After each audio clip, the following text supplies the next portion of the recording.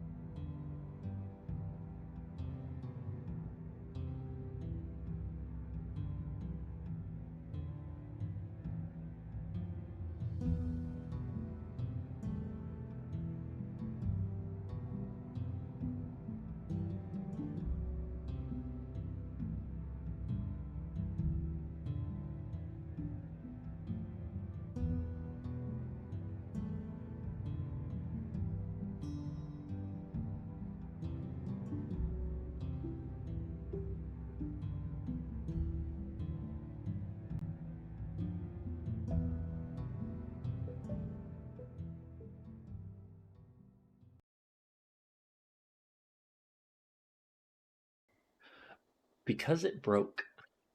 That's why I don't wear the Mythweaver mask anymore at the moment. I'm trying to fix it.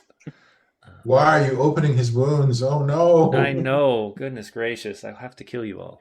It's all right. I mean, next time someone asks, just say, "Oh, well, the mask made my butt look too big." So, That's a possibility, yes. All right, let's Don't get into call it out just this. because it's true. Sorry, go ahead. No, you're good. Uh, Where we left off, Icewind Dale grows colder, not just with snow, but with silence. Silence from towns that once stood. Silence that follows in the wake of something vast, something forged in hate and Chardalyn steel. The party has changed with the departure of their friends Benji, Castle, and Sturm. New faces have finally stepped in to help. Nier, a Shatterkai fighter, fell into this land through arcane accident, or maybe fate.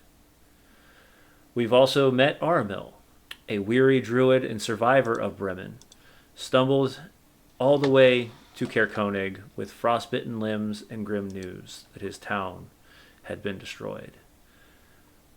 The Chardalyn dragon continues to wreak havoc across Icewind Dale and leaving few survivors. Back at the hook, line, and sinker, plans are underway. Ginjack spearheading construction to turn the inn into a true sanctuary, adding a shrine, a library, and a greenhouse. The kobolds are working diligently, following any sort of plans given, and the people of Kerkonig are starting to breathe again as their town is starting to be rebuilt. But this peace is always short-lived. Last episode, needing firewood for survival, the group ventured into the forest outside town. There, beneath the snow, they unearthed something unexpected. Frozen Duergar, emaciated and dead. Or they thought so. But the body started to move as dark magic pulsed in strange coins that clutched in their bodies. As they finally gathered all the wood and headed back to the town, there was a knock on the door as Aramil had stepped away to go help. Oh, goodness, my brain just stopped for a second. A tennis at the Frozen Far expedition. And this is where we begin our story tonight. The knock comes from the door. Yeah, I don't exactly live or work here, so I don't know if I'm supposed to be the person who does that. Ginjack? That's really odd. I mean, it's an inn. I walk over to the door As and I'll open it. Okay. As you open A it, crack. you open up a crack. You see a individual standing there. Seems to have a backpack swung over his shoulder. Very heavy winter clothing on. Says, is there room? Oh, come on in out of the cold, friend. It's an Okay. inn, by the way. You don't have to knock. Just walk in and make sure you close the door. That's the most important part. Close the door behind you. Is it I'm big kind enough? of being vicious cold out here. Come on in, have a seat. Oh, I don't know if we have rooms. Cookie, do we have rooms? Ah, I think so. I reckon you're in luck.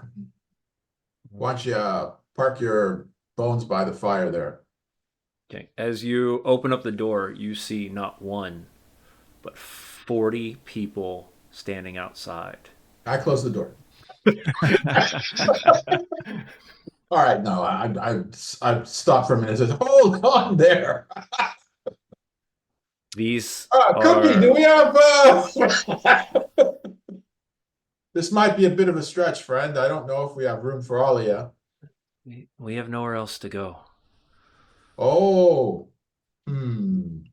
This is kind of a grim idea, but you guys needed extra help to finish building on those additions, right? Then we'd have room. I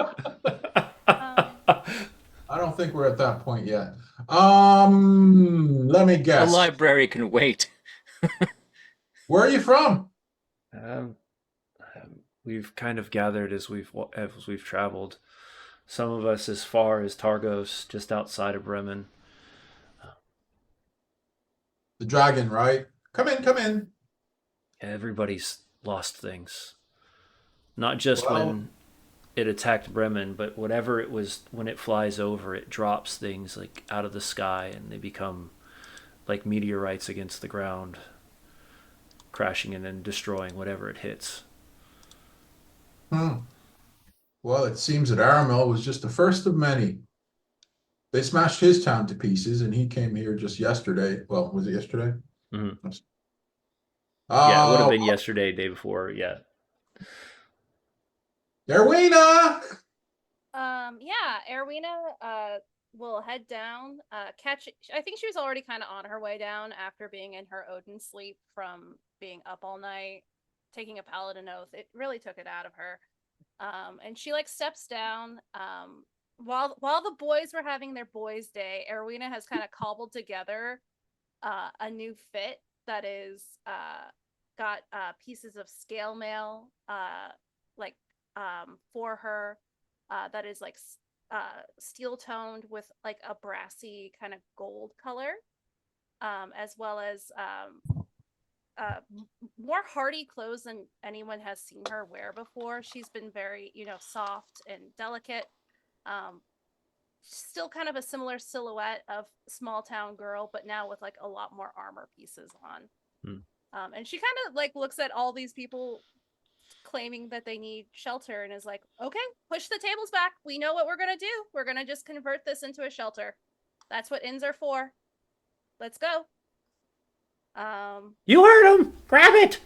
And Cookie starts pointing and at the other kobolds as they're like 2 or 3 show up all at once trying to grab a table, and you hear that noise of scraping wood against the ground. I It's, pop out the echo and just start helping the both of us. it's just going to be tight quarters, everybody. We're just going to put up with it until we can figure out what a better solution.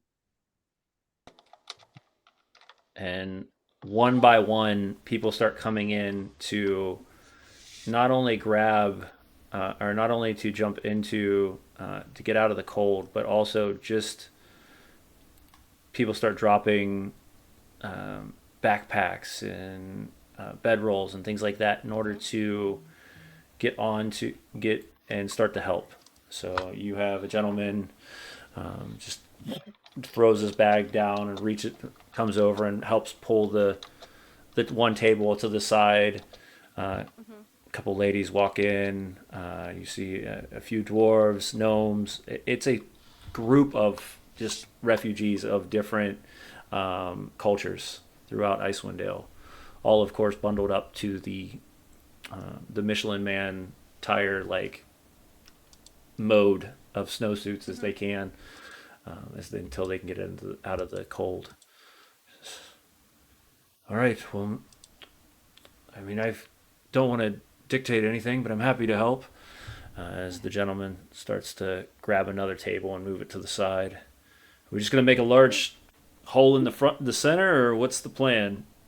So we do have some rooms upstairs, and we can all kind of consolidate. The young children. How many young children do we have in your group? I think we've picked up about 2 different families of children. They can have my room with the dogs, so long as they have an adult with them to make sure that it's not too chaotic of a slumber party up there. But we'll get them nice and squared away up there. There are some other rooms. Ginjack, do we have an arrangement for all of where everyone's staying in the rooms? No, I Into reckon one. Nier's raising his hand. What's up?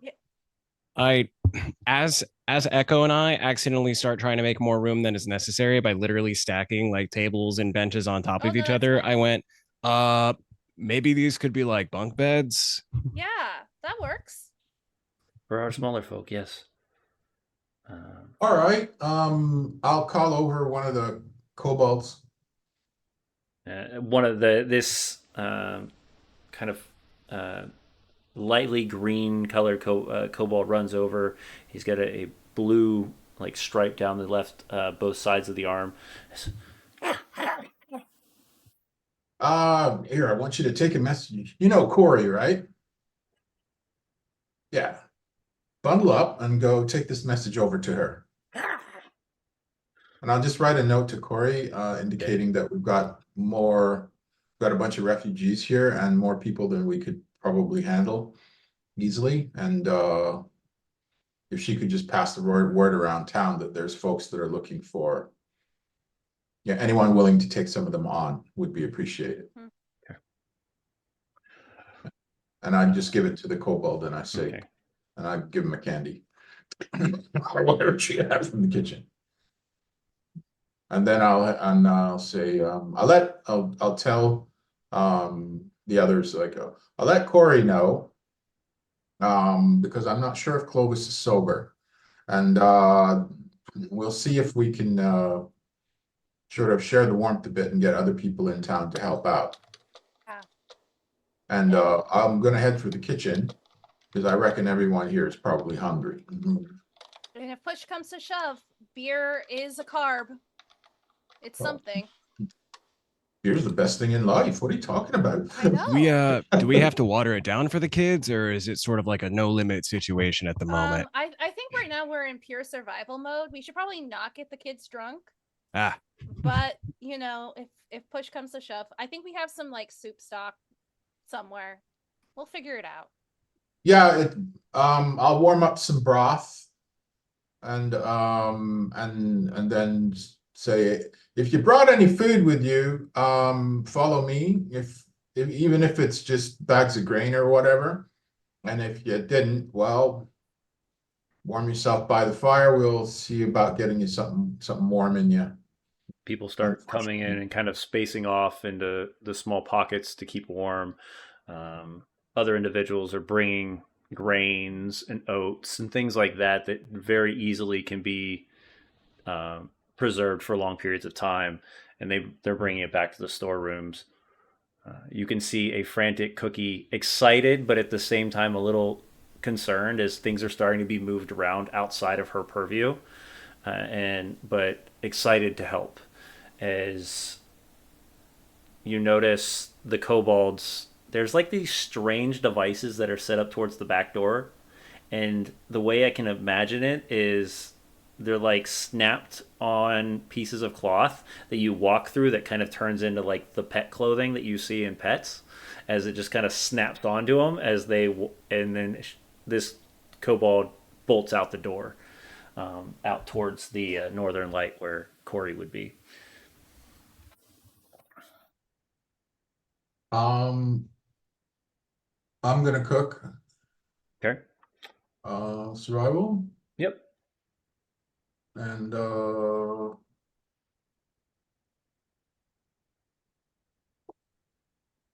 Heck yeah. 24. Cooking up a feast. And So while you're coming up with what all the things you're cooking to keep everybody warm, and the amount that is being cooked is just an exorbitant amount. You start to hear just the movement of people as they're trying to figure out how to position people in and whatnot, and it's getting crowded quickly, almost to the point like the kobolds are getting stepped on. You hear every once in a while, and they run yeah, off. this isn't gonna work. I have a feeling we're gonna have to. Well, I'll mention it to Kelevar and Nier and Aerwyna. It's like we probably need to break them off into other people's houses. Yeah. Probably. I mean, if we all consolidate into one room, or we could all stay at my dad's awful shack. We could just let them have the run of the place overnight for the Well, most we'll figure part. something out. I'm not that worried. Boy, have faith. I'm sure we can get. I'm sure I with have all the other faith. rooms. Of the I'm sure heart? That too. And why do I not hear music? It would really cheer people up if there was some music. I stare at Kelevar. I see how it is. Oh, come Being on. voluntold again? Okay. Drawing nice to upon be your helpful. No appreciation for the yachts? pray, pray, ply thy trade and use your bardic arts to sort of give some heart to these folks who have fallen on very hard times, is what I think would be the best use of your time, Sir Kelevar. At that point, I guess Kelevar will just kind of start tuning his little guitar and start strumming, and belts out a version of the song Peggy Sue, but it is been tweaked to be Lulu. Lulu Sue? That works. No. Lulu Okay. Sue Something or along those Lulu? lines. The lyrics are a little rough at this point, but Peggy Sue, oh my heart it yearns for you, oh Peggy. You know, Hey, that's pretty good. I'm not gonna lie. theater kid. Hi. Hey, always appreciate it. Let's see A how theater how kid well playing D&D? you're bringing the spirits of the Bringing the others in the moods. area. Yeah. Hmm. Performance. Yes, please.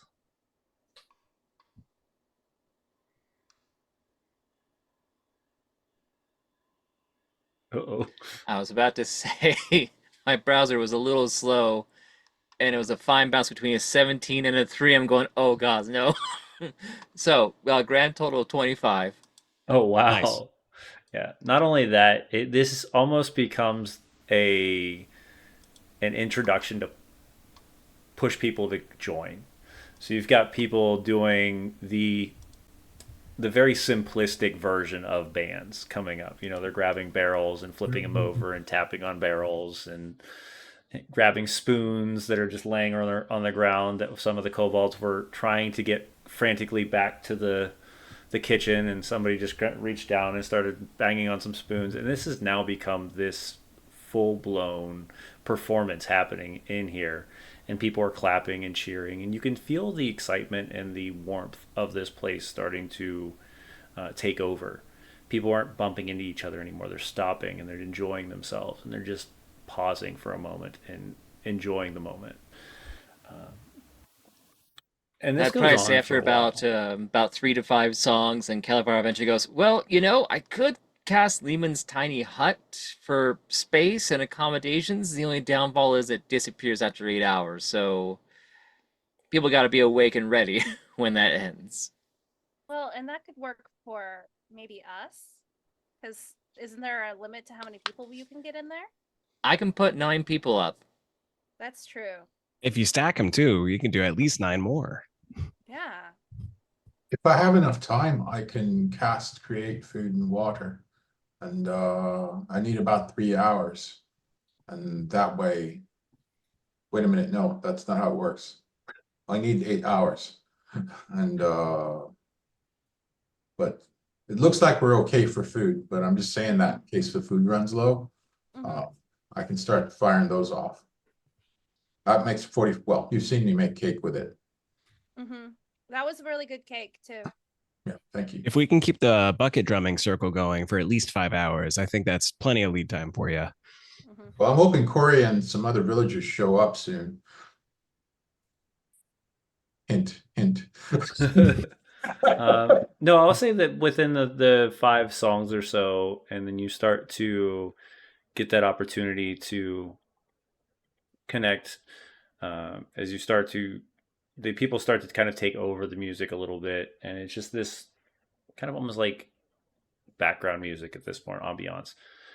You hear the scratching of the door in the back, and then a very frantically cold kobold scurries in, and a small figure with this almost like fully enclosed hat on, giant goggles, and the only thing that the two that are here that have met Corey before, this oversized ladle hanging from her hip. I want to one day have a ladle so impressive. That sounds like the stories of how you used to fight. I figured this was like your idol or something. I know. I want to be No, her no, when I that's a grow up. ladle.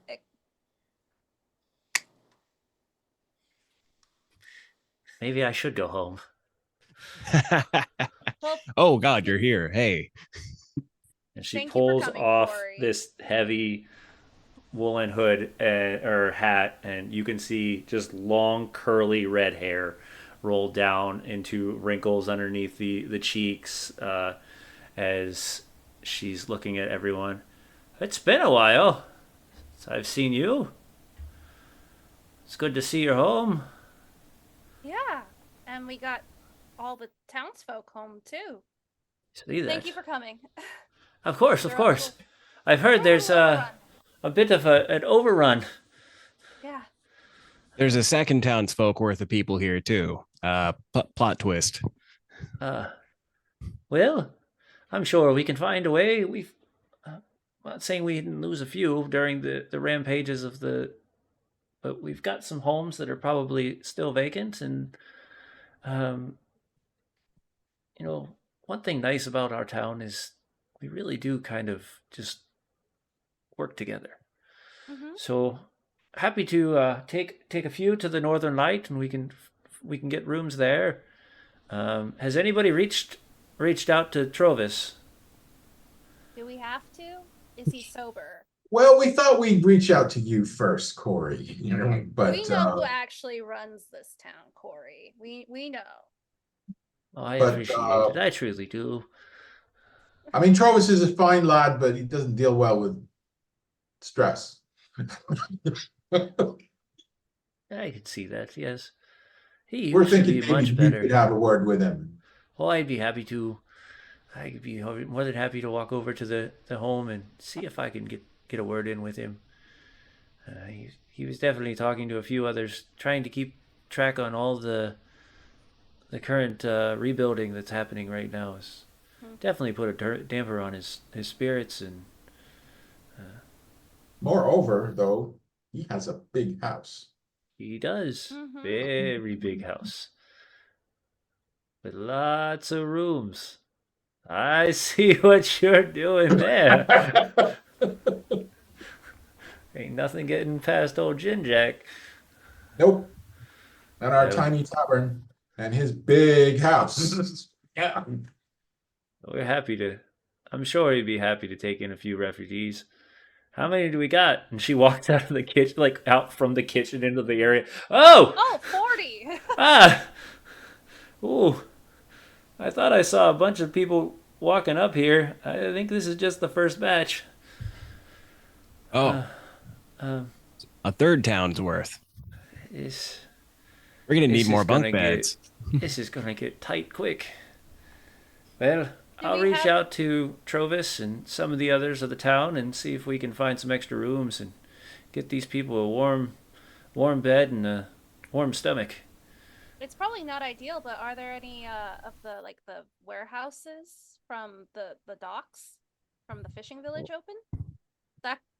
Those would be very big buildings. Very big buildings, yes. And we haven't used them very much since the ice froze over the lake. And you and I know all we get down there now are trout. She gives this really trout. her eyes get really narrow, and you can see she is not happy either. We are Does- just two peas in a pod right now. Does Cookie take offense, seeing as how most of the fare in our kitchen is trout based at the moment? No, Cookie wouldn't understand this problem. Yeah. No. There. Kobolds are willing to eat whatever is thrown in front of them so that they don't starve to death. Yeah. There are a few in Kerkonig that actually just do not like trout, and Corey is one of those. So Nier, just to bring you up to speed, my father used to dry trout by hanging it from the rafters of our 1-bedroom tiny little hut at the edge of the water. Have you You seen know your what that does father? to a girl? Yeah, he's here somewhere. Oh, you're keeping He an eye brought on it him. back. Please, can you keep like can you keep an eye on him a little I bit? will more? try my best. Is it like he a romantic thing or? I mean, I don't know what my parents' situation is. I don't need to know. Whatever works to keep my dad alive. He's a little young for me, anyways. Got it. She like I mean, my mom's pushes a little up old the for him, very. too. She pushes up like the very like tiny spectacles that sit on her nose. Corey, though, remember, my mom Yes. is elfin. He likes his women older. Well, yeah, it's just kind of tall for me too. So Anyway, Shouldn't have interjected. That was far too personal of a question. I've only known y'all Oh, for like it's 2 fine. days. It's fine. No worries. I'm happy to share my stories as I can. But let I also have a me. lot of questions about drying fish by putting them outside in sub-zero temperatures, but It's a whole process. As somebody who actually enjoys that stuff, I don't like it. Not one bit. It's just fair. nothing. He'll It's just talk your all ear the off about fishy fish. fish. Mhm. Ugh. Every day for days and days and months and months. And after that, you just don't really want to see a fish again.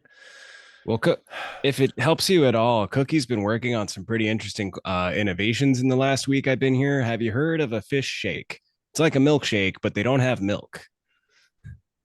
Have I heard of it? No, and I hope I never hear of it again.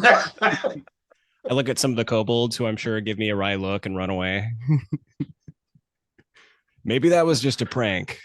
Okay, moving on. I think I'm I never might- getting rid of the spell Goodberry because of this. This is the reason why when she goes, we're going to oath change me to a paladin, but I need one level of druid, so I have my good Yeah. berries. I don't have to eat the trout. I mean, who doesn't love gushers? Yeah, What a throwback. yeah. Well, as long as they don't taste like trout. Yeah. Trout gushers. Ew. Yeah. Ugh. Yeah. Okay. Now, if you have a moment, I'll go make sure I go check on old Trovis and see what's happening. Since does anybody want to come, or do I get to do this Oh, fine, I'll do it myself. Well, it's pretty crowded at the bar, even though they've only had a few hours and 5 really great bucket drumming songs to settle in. Maybe we all head over. Fine. Yeah, let's Cookie, can you man the bar and make sure the children only get a little tipsy? Just a little tipsy? I try my best. Okay. We'll go over and we'll talk to Trollvis. We're going outside, right? Yeah.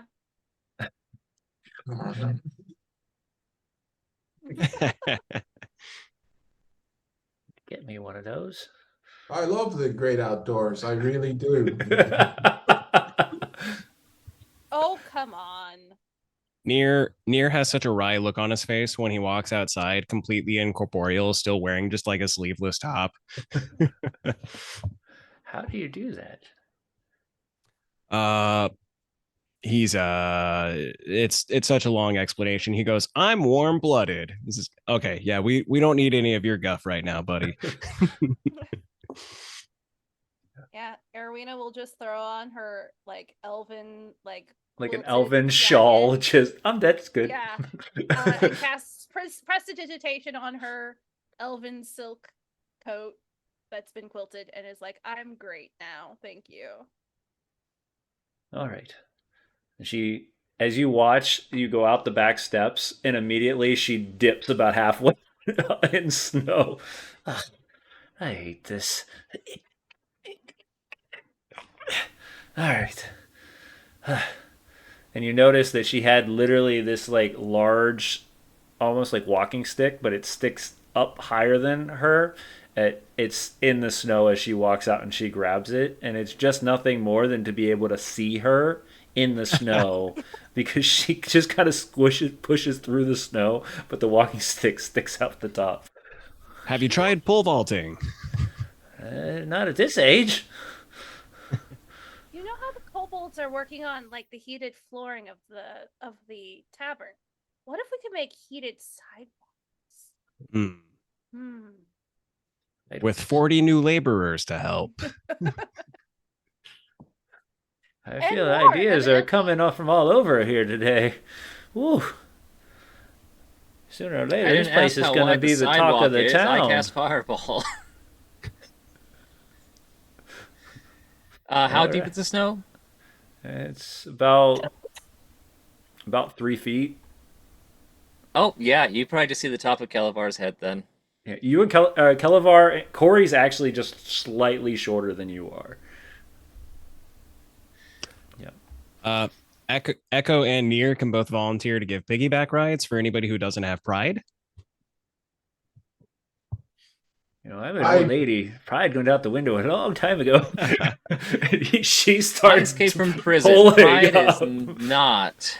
I don't need pride. I have these custom snowshoes Aerwyna made me, and I waggle my foot. True. need to I get me did a a pair really of good job those. on those. And it is appreciated. Maybe you need to get a bite of those. Those sound quite nice. Oh, they're good. Oh, I should make more. Yeah, I haven't exactly seen a shoe store since I got out here. Yeah, that could be an option. Adventuring seems kind of tough. Oh, I'm thinking this is the kind of place where you sort of make your own shoes.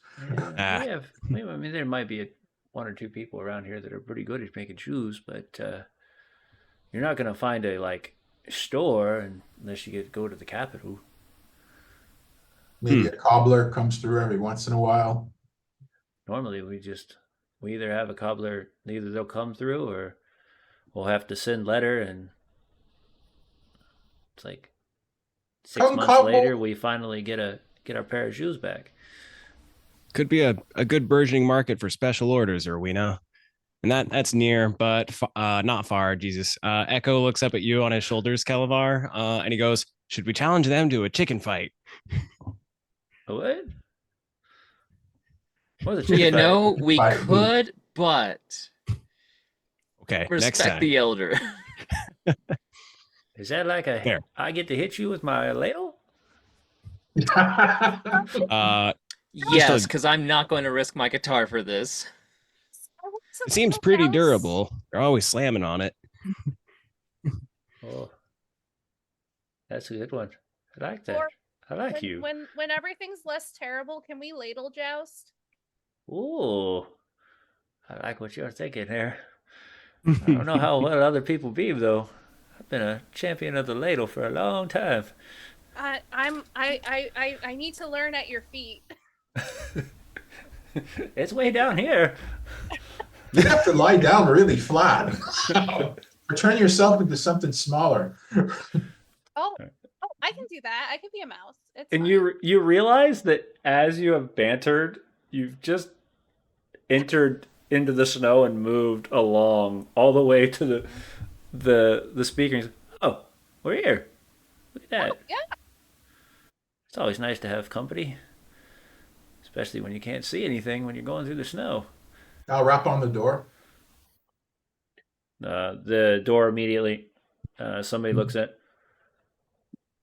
Hey, what can we do for you? Let us in. It's bloody cold. Oh, of course. He opens the door. Come on in. Trovis is in the study. All right. I'll stamp the snow off my feet. Oh, no, sorry. I take my snowshoes off. Oh, And I lean them up in the mudroom or whatever. Well, wherever. yeah, they- it'd be the mudroom. Yep. In his lavished fortress. So the size of the hook, line, and sinker and the size of Trovis's home are about the same size. The only difference, is that Trovis has the full 2-story, and he also has the basement.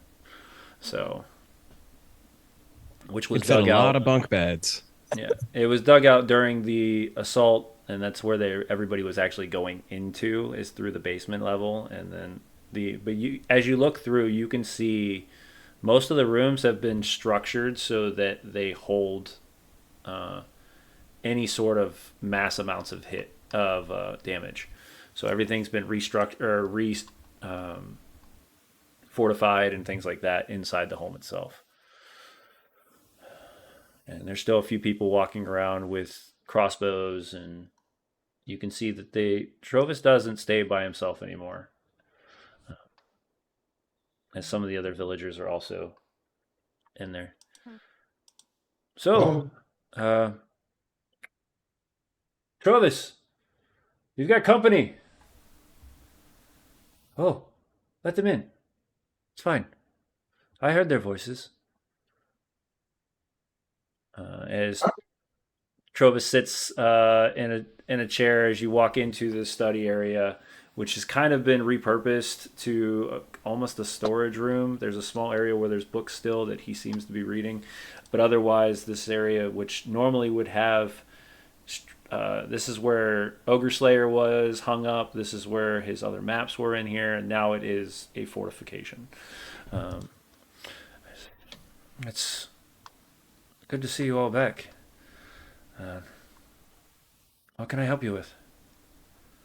Well, you know what? They've got something to tell you there, Trovis. Calm yourself, Yeah. Corey. Calm yourself. So, No, Corey, I think you got it. Sorry, go ahead, Aerwyna. oh, so we have a little bit of a situation at the Hook, Line, and Sinker right now. We have a bunch of villagers that are currently using it for basic shelter from one of our neighboring towns that was horrifically destroyed by a dragon. We're gonna need to have you assist in housing some of them, if you'd be so kind, because I know that you have been so hospitable in the past. And Aerwyna's gonna start negotiating like he doesn't really get a say in this. Give me a persuasion with give me a persuasion then. Okay. If you're not gonna even give him a chance to talk, give me a persuasion. That is a 29. Um, Aerwyna's just taking over. Yeah. She's learned from Castle. We're not actually negotiating. We are giving polite orders. polite recommendation of listen. Yeah. Yeah. There's just no threats. Oh, it was a nat 20 too. Oh, nice. Yeah. With a nat 20, Trovis, of course. Feel free to raid the food. The bottom level is completely empty at the moment. Most of those that lived there or that were bedding down there have went back to their homes after the raids ended. Whatever you need. Perfect. I love it when we can all come together for the betterment of our town.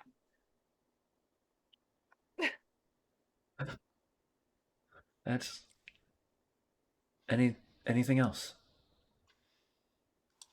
No. If you could, oh, sorry, go ahead, Aerwyna. I was just gonna say I don't have anything else. This went better than I thought it was going to. With the natural 20 that kind of does things. Mm-hmm. Sam, you had something you wanted to say? I mean, Just sorry, here. Celebrating a great deal. All right. Good job.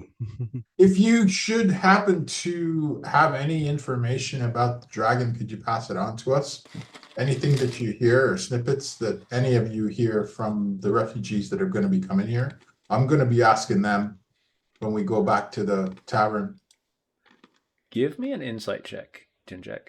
When you mention the dragon, give me an insight check. Okay. I'm going to roll in That's fine. D&D Beyond. Is that Yep. okay? Absolutely. Okay. We'll be using Foundry mostly for maps tonight, as we were running into some problems last week. So. Not so good. I got an 8. Okay, you don't really seem to notice any sort of change in his demeanor. The dragon we haven't seen much about, but it sounds like it's definitely wreaking havoc in the west. Well, We're gonna go get it. We're probably going to go look over the thing, but I'm not sure if it's a vehicle or a living thing or a golem. I mean, Oh, if it's a vehicle, we gotta go get it. Yeah, we're gonna be driving it. why does that make any difference? I think I just became a paladin, and my oath is to get this dragon vehicle. Yeah, Is but it the- you can't what is ride it, you have to the- drive it. The green dragon or the purple dragon knight. So instead of the purple dragon, the Chardalyn dragon knight. Let's go. Amazing. Totally new character arc. Let's go. Well, if you should have any kind of insights into it, or if you could hear anything, then we'd appreciate it. Of course. Also, the big white dragon that was flying around taking airships out of the sky. You should also be aware of that one. 2 vehicles. That one was a real dragon. I'm We saw thinking that the one. white dragon. We've heard that one before. Yeah, we know. Yes. I have a good feeling I know what that one is. She's known. Doesn't normally come this close to the towns, though, thankfully. But That's just Shazar. to put it on your radar. 'Cause Shazar, I think her name was, the Dragon Queen. Mm-hmm. Or was it Shirlier? It says here Shirlier is the white dragon. Yes. Okay. It's somebody. Yeah. Aerwyna did. Meanwhile, Kelevar's just having a mild like flashback and anxiety. Oh no, calm down, Kelevar. Don't worry. Unless you're keeping it to yourself and you're not showing your. No, he's a little bug-eyed right now, going. All right, here, and I'll hand you a candy. I'll hand you a candy. Pop that in your mouth and take your mind off. Yeah, there you go. Corey reaches into her pocket. Have a butterscotch. You have butterscotch? I Oh my do. goodness. Would you like I one? was just I made some toffee in the kitchen, but all right. It hands you one. Here you go. All right. Hand you a butterscotch. Actually, I'll save this for later when I'm really Of course. feeling anxious or about to die. When you get the sugar shakes, need a little bit extra glucose. Well, if that's all, then I reckon we can start heading back. Yeah. Well, it's sort of all. I'm glad you all came here because I was going to come find you earlier anyways. Or later. Oh. Anyways. I received this about 2 days ago. And he pulls a letter that he's been kind of mulling over on the desk and hands it to one of you, whoever would like to take it. And it's Gary will, because she has decided she is now Trollvis's boss. Thank you. mine now. Your assistant has a nice house. This again. All right. I'm willing to be helpful. There's been a summon for all speakers to return to Bryn Shander to discuss this problem. I'm not going alone. It's not safe on the roads. I was going to come ask if you would be willing to accompany me during that journey. When do you plan on leaving? Well, I prefer to leave either tomorrow morning or as soon as possible. That doesn't leave us a ton of time to get a flying dragon to drive you there. Well, if you really want to see the dragon, it's probably closer on their way there. We can veer off a little bit to try to at least get a sight on it. That is actually. Oh, Aerwyna or Alix, I think your mic's off. Oh, I was just gonna say, which is weird because my mic is on. You're good. Huh. We do have our dog sleds. We do have a way to get around. It's not as cool as a dragon, but we can paint a cool dragon on the side. Put some flames on it. I don't think we should draw on the dogs. On the dogs on the sled. Oh, okay. If you're ready to go now, then I'll gather my things. all right. I look at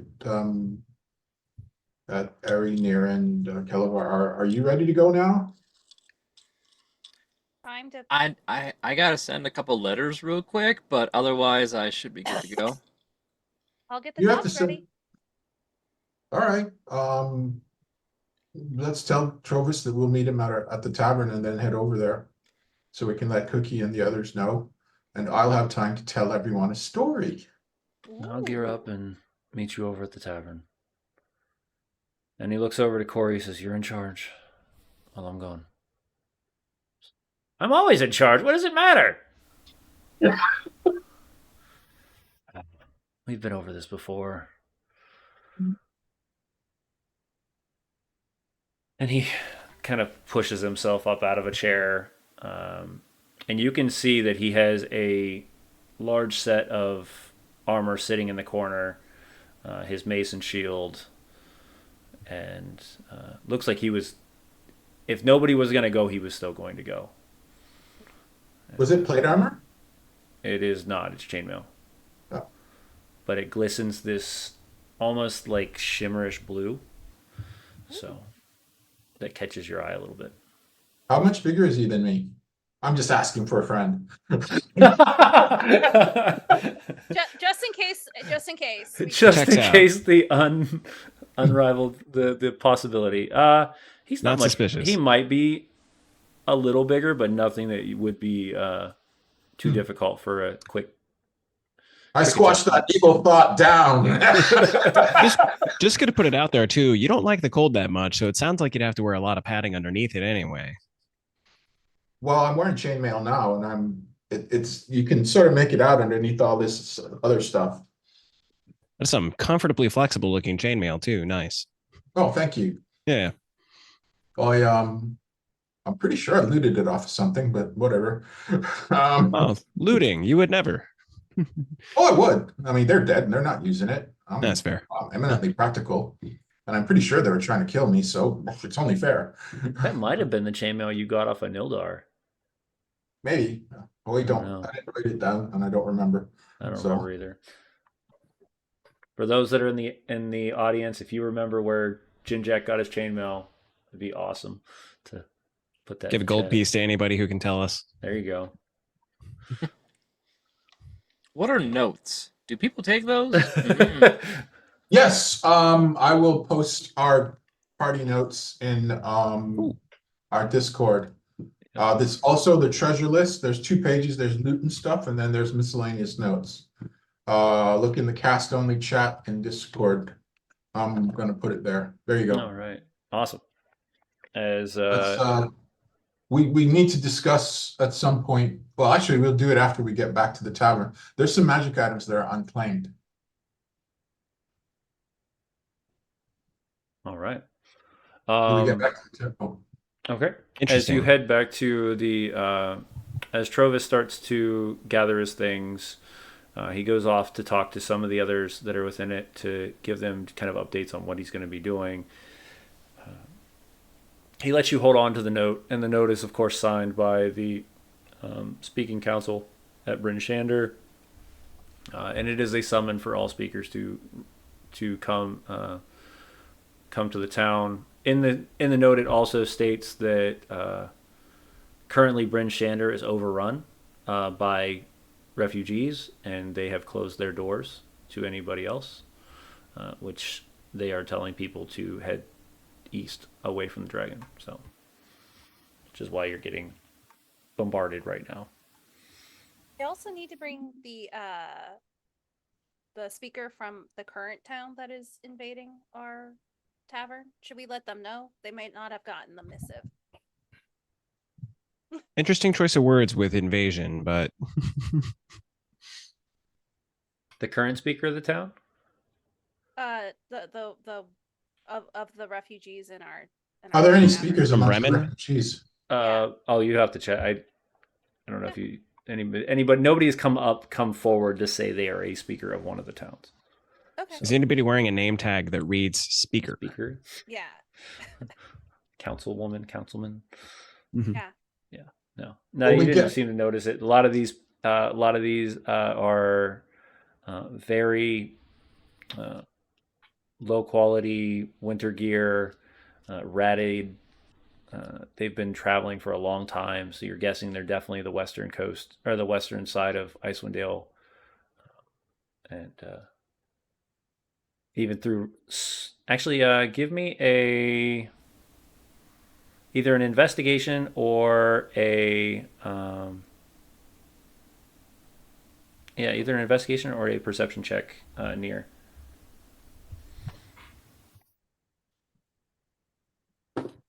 Rolling IRL, that is Mhm. a flat 10. With a flat 10, mostly the words you would hear are mostly from Bremen and Targos, which are the 2 closest places to where the dragon had landed. So, Okay. I see it. That's in the northeast, northwest, Northwest. and Targos is right next to Bryn Shander. Yikes. Huh. Do we get back to the tavern? Yeah, you guys, if you have nothing else to talk to about with Trovis, yeah, then you would head back to the tavern. Aerwyna, I have another business proposition. It seems like only one person in town doesn't like fish, and you like armor. What if we helped everybody to get branded Care Koenig scale mail? I do like that idea because I do not like knucklehead trout. In general, we could maybe do something about that at a later date when we're not fighting a flying vehicle dragon. I don't even know what we're doing anymore. Aerwyna just seems a little overwhelmed. But yeah, as she's like trying to wrangle the dogs onto the to get hitched to the sled. Yeah, There's figure it out. there's a little point of order that we have here that I want to share with Nier and Kelevar. There's some items that we've acquired that have just been loose and unclaimed, and they're all magic, and I figure if you have any use for it, well, here's a rock, and if you speak a word, you can cast magic stone on itself, so it becomes a magic rock. A magic rock. Well, it's handy because there's lots of things out there that you can only harm with magic. But anyhow, rock that enables magic stone on itself. This is a necklace of sly thoughts.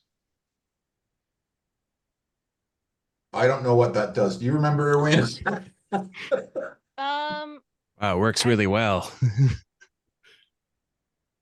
For the necklace of sly thoughts, I think it makes it so that you can't have your mind read, if I'm remembering correctly. But Aerwyna's memory is very foggy. That must mean it works really well. Yeah.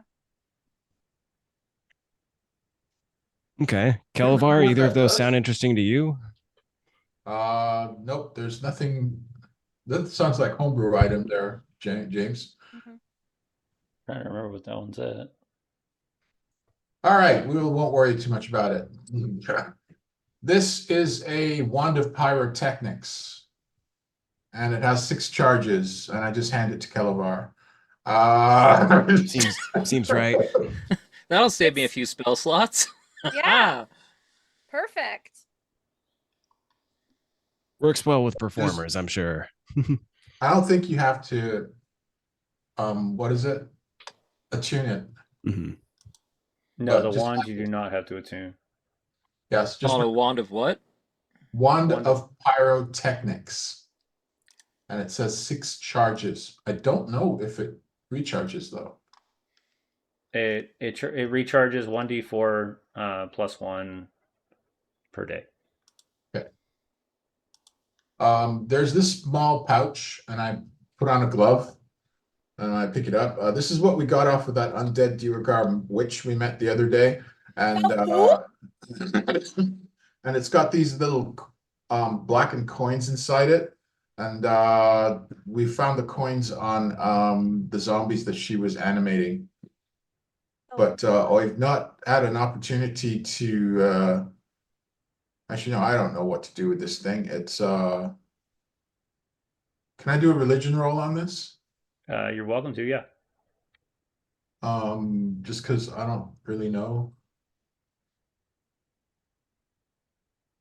Oh yeah, Aerwyna, I forgot to mention. When we were out chopping wood, we encountered this undead Duergar witch, and she seemed determined to kill us all. I mean, who doesn't want to kill us all anyway in this god-awful region that we live in? But it's my awful region. Why didn't the roll show up? Damn it, I rolled You 20. did religion, right? 22. Oh, 22. Okay. Or wait. Yeah. Why And is then, Aerwyna- and then Aerwyna rolled a persuasion check. I rolled that a while ago, though. No, it just showed up now at a 29. Okay, cool. So We're doing great. Well, anyhow, religion 22. So yeah, that item that you were looking at, it looks like it has connected to the Deep Dura, which is the Dorgar goddess of of life and death, and it seems like what that is doing is it gives a temporary connection to the soul for anybody that's holding it. In Those what are kind of way you're interesting. unsure. I'd kind of like to take a look at those if no one else seems interested in them. Um, the items from yeah, I think this is a bad idea to carry any of these coins. Hmm. Just want to, but certainly also in our experience, touching anything connected with Duergar magic is dangerous. I think I mentioned that before. Touching it with your skin. Yeah, I guess that's a good call. Well, Don't lick it. It'll be fine. did You you do lick realize though that that's like saying don't think about a purple rhinoceros. Now all I want to do is lick it. that? And I'm I'm not thinking gonna about kink purple shame you, rhinos. but whatever you do with a rhinoceros, man. I don't know what's going on anymore. Well, I'll just put that in our notes. She went to sleep for one night. Yeah. All right, as you're kind of going through the items that you have found over the travels you've had over the last few months, you see Trovis finally meet you all, now in full armor and much more regal looking than he has been in months. Just walks in, he's dusts his feet off. Well, I guess it's time for us to head out here shortly. Yeah. Sobriety really suits you, and I think it's time for me to tell you a story. At which point, Kelevar's gonna pack up his little letters and head out. Okay. If you don't want your bonus health, then that's fine. I'm not chasing you down. So come back here, Kelevar. You want to hear this? I really gotta get these out. Thanks, bye. He'll catch up. Just before you tell the story, we're gonna run through Kelevar's thing real fast, and then you can tell the story. Okay. All right. Kelevar, as you bolt out the door again, where are you heading? Honestly, not a clue, because I remember them telling me that there's no like official like post office. There's just sort of a letter pickup at some point. I'm like, crap. I forgot to ask where. You would I'm know gonna start wandering. just from prior knowledge, just the fact that normally they're just large, like posts that have been hollowed out that are kind of stored, and it's just known this is where they would go. And then when a caravan with that type of motive would stop by, they'd pick it up and they'd take it to wherever. Normally, it will go to Bryn Shander first, and then be dispersed from there. Yeah, at which point it's just gonna be I guess not really so much letters, but like maybe pouches with destinations. Okay. Um, one is going to my parents and my family Okay. because I'm not traumatized like that, and they're all still alive and well. Probably gonna send along like 100 gold with it. Right. Just a hey, I'm alive and well. I'll make my way back home eventually. I should have listened to Cousin Gala and send it off. The other one is going to Lulu's last known location, Okay. the kingdom where I got arrested at. Got it. It'll eventually find its way to her because I'm addressing it to a thieves guild. Okay. No money involved with that one because I know better. Just a letter. Just little letter, cutesy little love letter thing that is just for me and my eyes only. All And right. off it goes. All right. So what takes me maybe about 5 minutes, if even that. Okay. We'll And say then as pop you back in. we'll say as you come into the towards the middle time frame as Ginjack, because Ginjack goes on for a little while. So Well, if he's gonna take off for a bit, there's something else I can do. okay, I'm gonna ritual cast Water Walk on the dogs, Ooh. okay, and I can do up to 10 people, so I'll just do the whole group. okay. I mean, there's 5 and Clovis is 6. Right. No, And Travis would be 5, and then the 2 would be 7. The 2 dogs would make it 7. Unless Okay. you're oh yeah, 6. Never mind. Or so it'd be 8 total because of far. I can do up to 10. Okay. And I don't think Far can benefit anyways, but he does like stories. Oh no, this is the Water Walk. No, for water walking. Oh, okay. I misheard. And it's 1 hour duration, and when it gets close to an hour, then I can knock out another one because it's a ritual cast. Okay, cool. So you're getting that prepped and ready to go before you guys take off.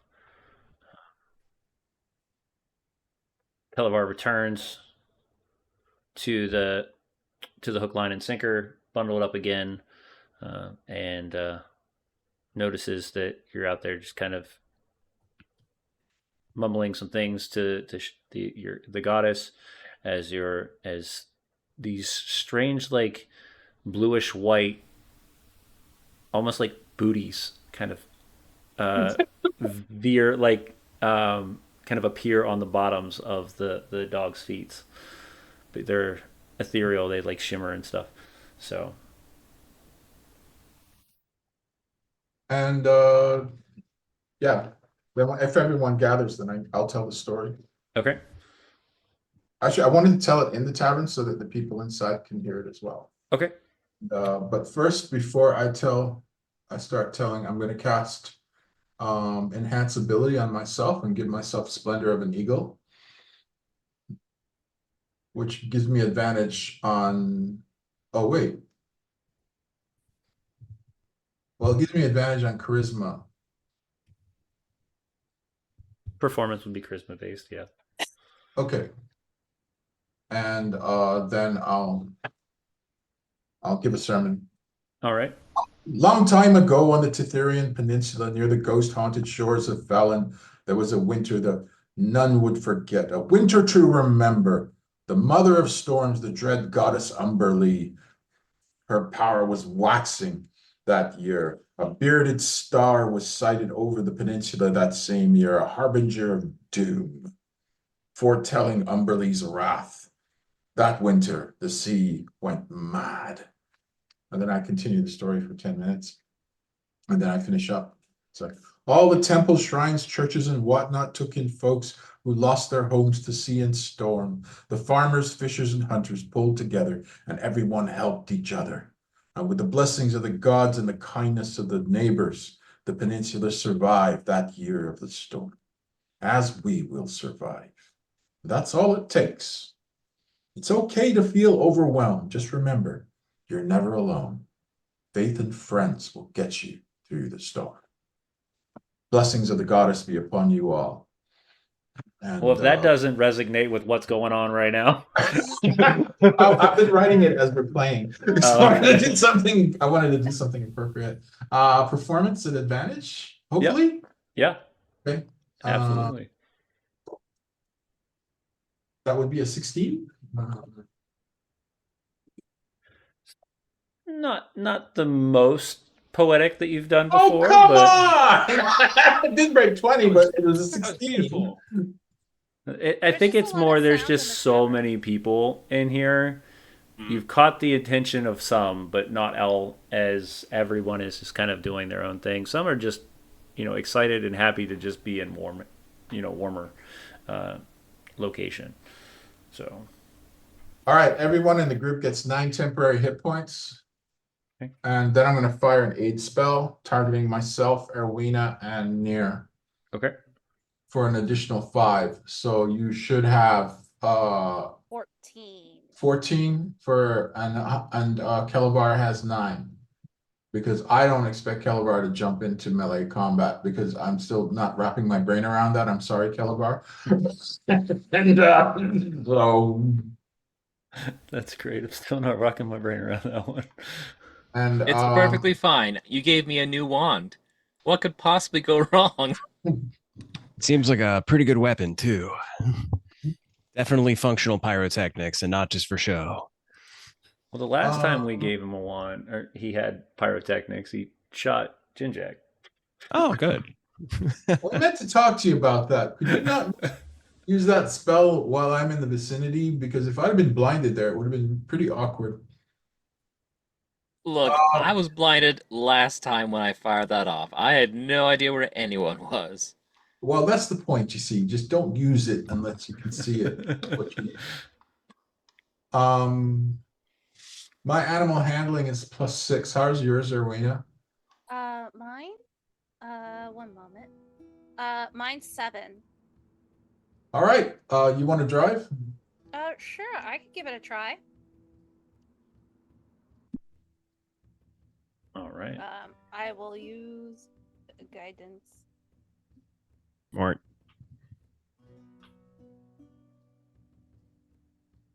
So as the four of you, or as the 5 of you head out the back of the hook, line, and sinker, some of the refugees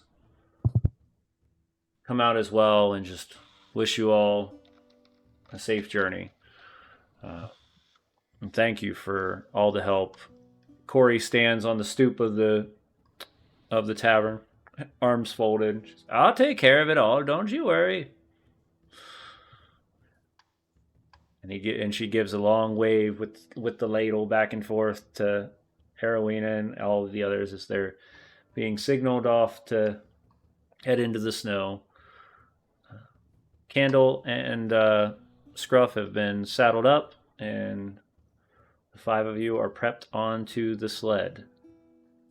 And we are off on our journey. What did you say you rolled for your 15. 15? It's been a while since they've done a dog sled team.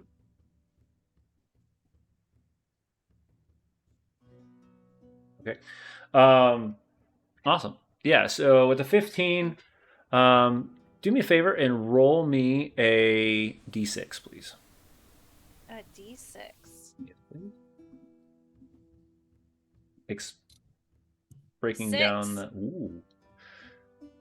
With a 16, you take off out of Caer Konig with almost this immediate just burst as the dogs rush into, and the uniqueness of the animals being able to hold themselves above the snow while the sled still kind of dips gives this weird angle, almost like a slight decline. But you're able to push your way through out the city and into the open snow of of Icewind Dale. The winds currently are not heavy, and it gives you the opportunity to improve the amount of time that it's taken you as within the first half of your day.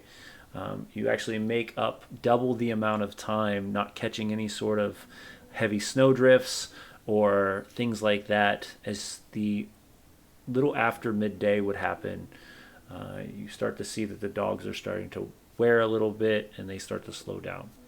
Okay. Anything any of you would like to do during this moment, during the first half trek of the first day?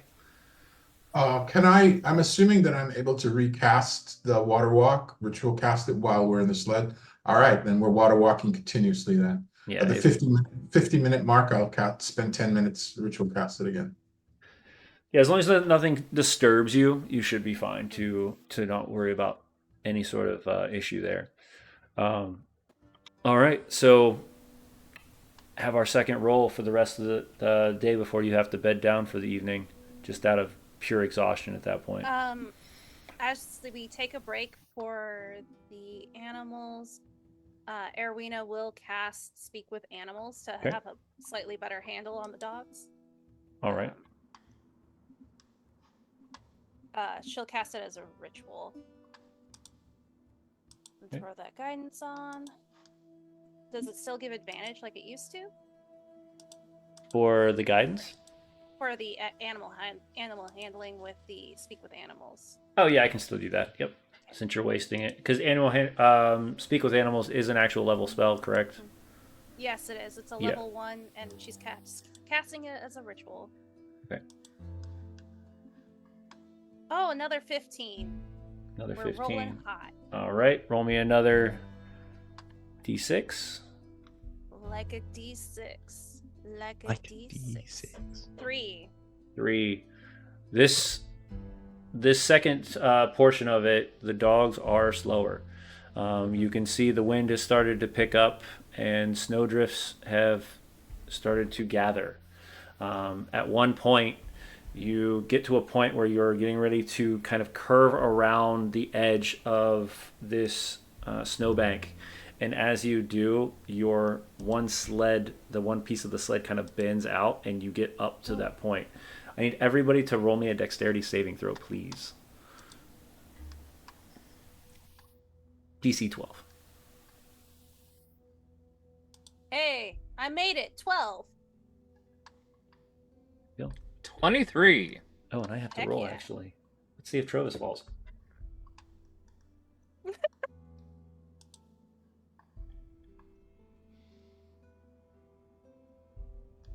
Oh, we had a 23. What we got here? We've got a 12. What did everybody roll? 12 for Aerwyna. That's a 3 for Ginjack.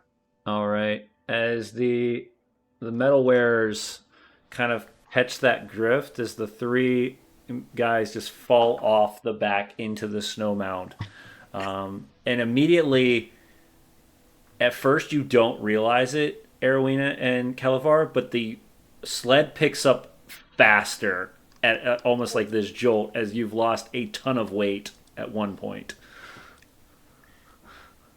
And you realize as you look back pretty quickly as it gets faster, you're like, oh, you look back and there's 3 of them are about a good 15 feet back in the snow.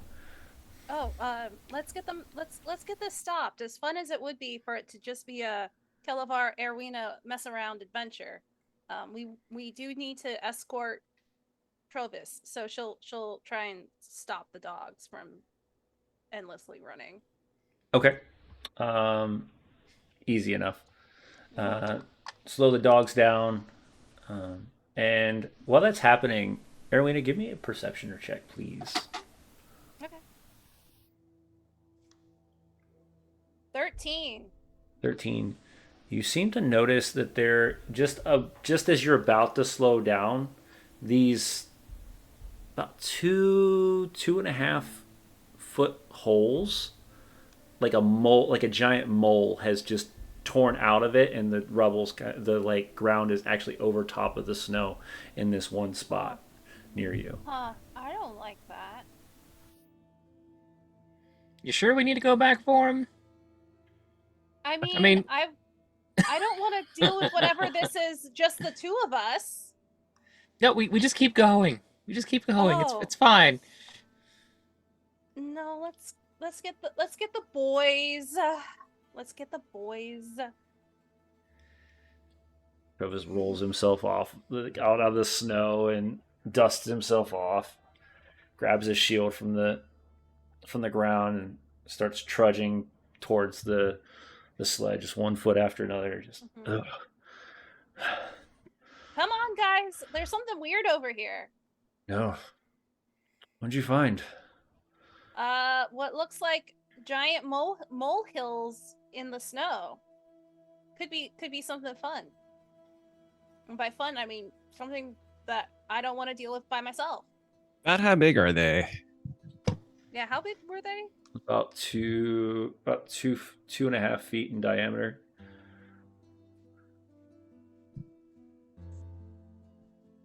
I'm gonna recommend we get back on the sleds. Yeah. Please do, so we can get out of here.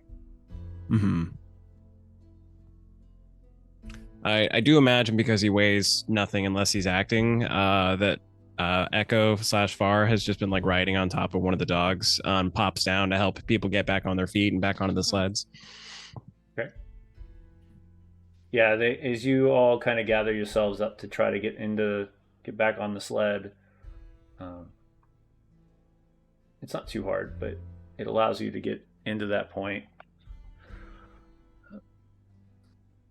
Anything else you'd like to do as you guys get on the sled, or are you continuing your journey? Let's continue. Okay. Unless we want to check out what's in these holes. We got a meeting to get to. Yeah. All right. Head down another 150 feet, and you see another one of these holes kind of off in the distance. You can see the divot of where that hole is. Mm-hmm. Does it look like it's at an angle and it has the construction of something just kind of popping out here and there? Or does it look like something might have dove into or out of it to create the hole? Give me a nature check. Nature. I get a +0. That's pretty good.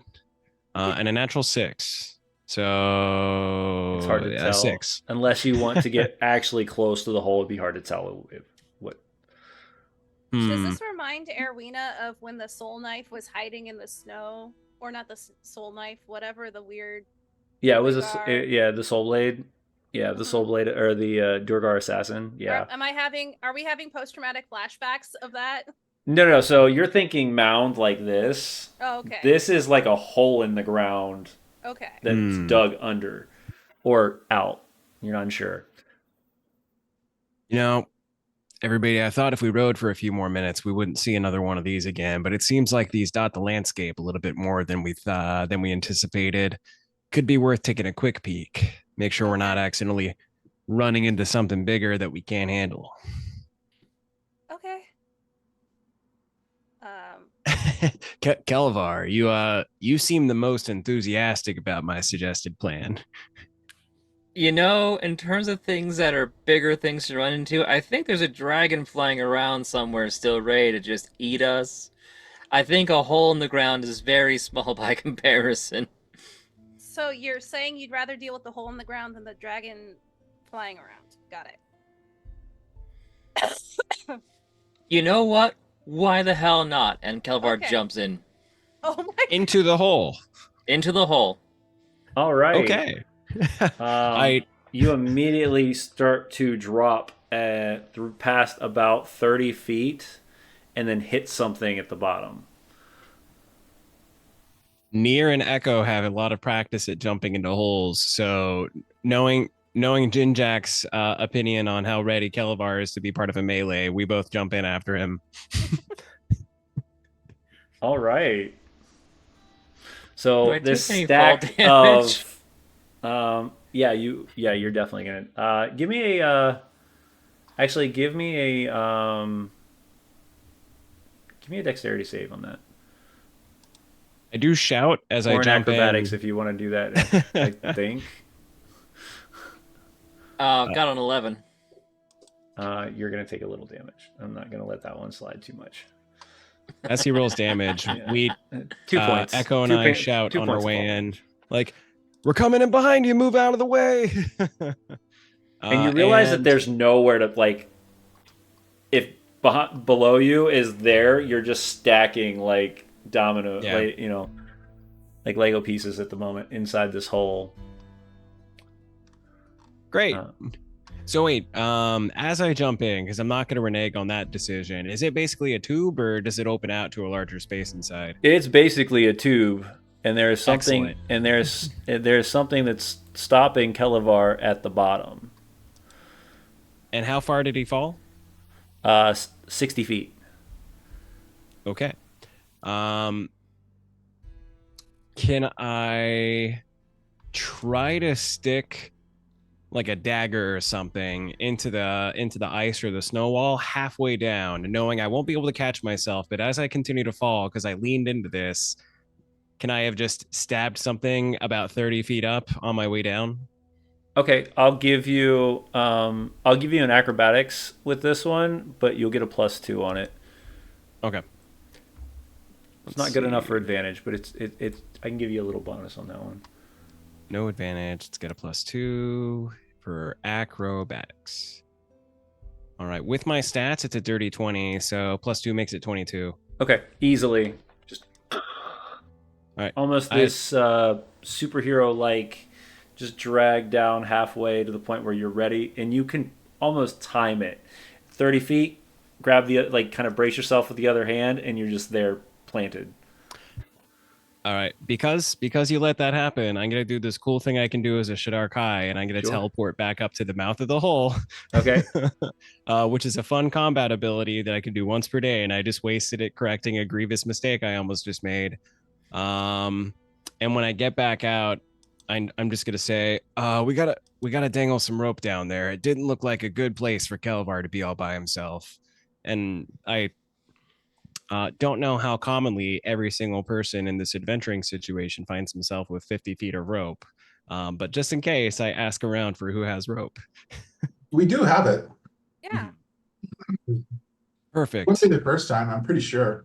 Yeah. I mean, granted, I'm sure Benji left it with us. I mean, it was mostly her room. Real quick, Kelevar, do you have any sort of metal or stones on you? Oh, let's see. I've got 2 daggers, a hand axe. I do have those obsidian beads I got from the giants. Ooh, okay, cool. That's good DM enthusiasm. I'm gonna die. You as you kind of are sitting down there on this thing, this like bottom of your feet start to do this as it's rumbling underneath your feet. Something's rumbling underneath your feet. All right, everybody. Okay, The hole sounds ominous. We got to get that rope down there ASAP. Yeah, let's do that. And Aerwyna will actually, because she is not strong herself, she'll throw the rope, but she'll tie it to the sled to try and get some extra oomph from the dogs to get Okay. Kelevar out. Nice. Okay. With that, then we're going to kind of break this down a little bit, because what I'm thinking and I'm hearing is Kelevar is going to go out the hole while something is underneath him. So we're going to roll a couple things. One, we're going to roll a perception check for you, Kelevar. We're going to roll a sleight of hand with advantage for you, Aerwyna. Okay. And and we'll see what happens from there. Oh, not good on the sleight of hand. Okay. That's a 19 on perception. Okay. Well, at least you know what's happening. 7. So as this rope starts to come down, and the reason why is it's a timing thing, right? Mm-hmm. So as this rope comes down, Kelevar, you don't have dark vision, do you?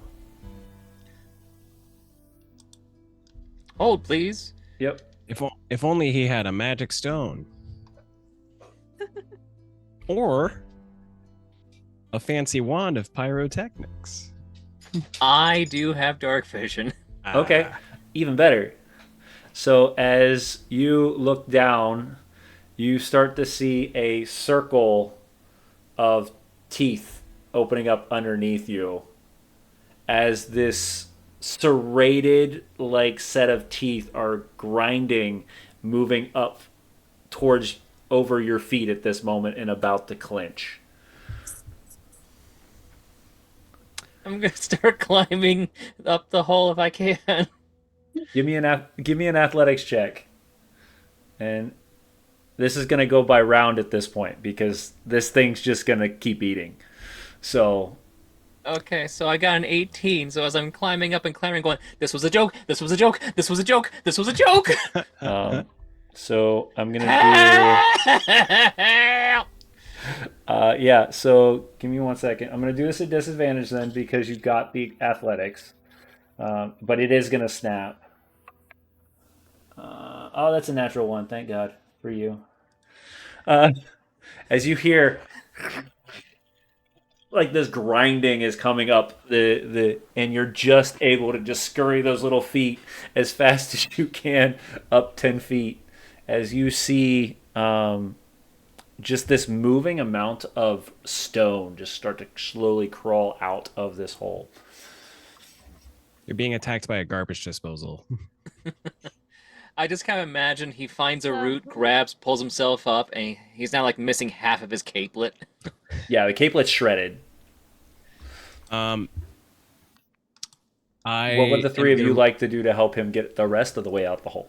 Since somebody decided to dive 60 feet in. I reconjure Echo to be holding on to the dagger because I can conjure him anywhere within 30 feet of me. And then I swap places with him. And assuming I can get all of this done between now and the next 10 feet, what I would do thereafter is reconjure Echo to be down hanging onto the rope below Kelevar to try to stop this thing up, like jam his ethereal version of our weapon like in its mouth just to slow it down. But if that has to be spread across 2 instances because that's a lot of stuff all at once, that makes sense. Yeah, we're gonna spread that one between 2 instances. So what's happening, I'm guessing, is you're just shifting that who's where. Yeah. Right now. Okay, as that's happening, Aerwyna or Ginjack, do you want to do anything at this moment? Kelevar's on the rope, right? Kelevar is barely on the rope. Okay. Hey, if his hands are on the rope and we feel a weight, those dogs are gonna get mushed to try and yoink. All right. Give me another sleight of hand check then. Let's see if you feel that if the tug is felt, because Kelevar's not a very big person either. 11. 11.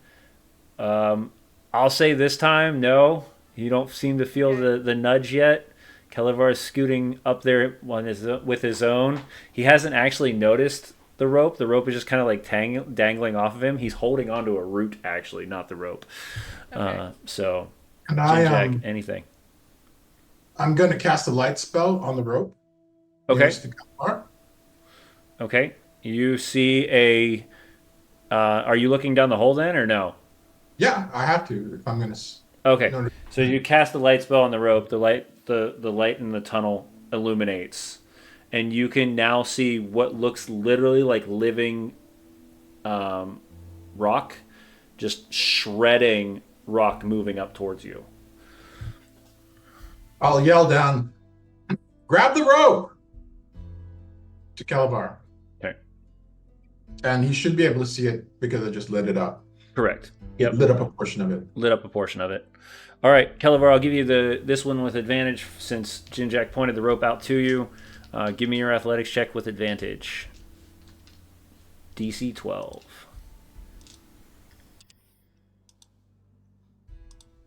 Otherwise, you might have a fishing pole instead. Oh God, a 9. All right, let's see what happens. This Great. is going to be a straight roll for the creature. That's going to be 14 to hit. Nope. Nope. So as continues to just grind up, it doesn't close, but it's starting to enclose over you. So you can see the mouth starting to come up the hole, completely consume it, but you have not been yet. Oh, And you look, can just- what's this handy thing? Oh, wand of pyrotechnics. Yeah. Fire it in the mouth. Yep. All right. Oh. With that, we will do one more round with now that you would feel. So Ginjack has informed Aerwyna that Kelevar is on the rope. Nier, what are you doing now as your secondary action to this?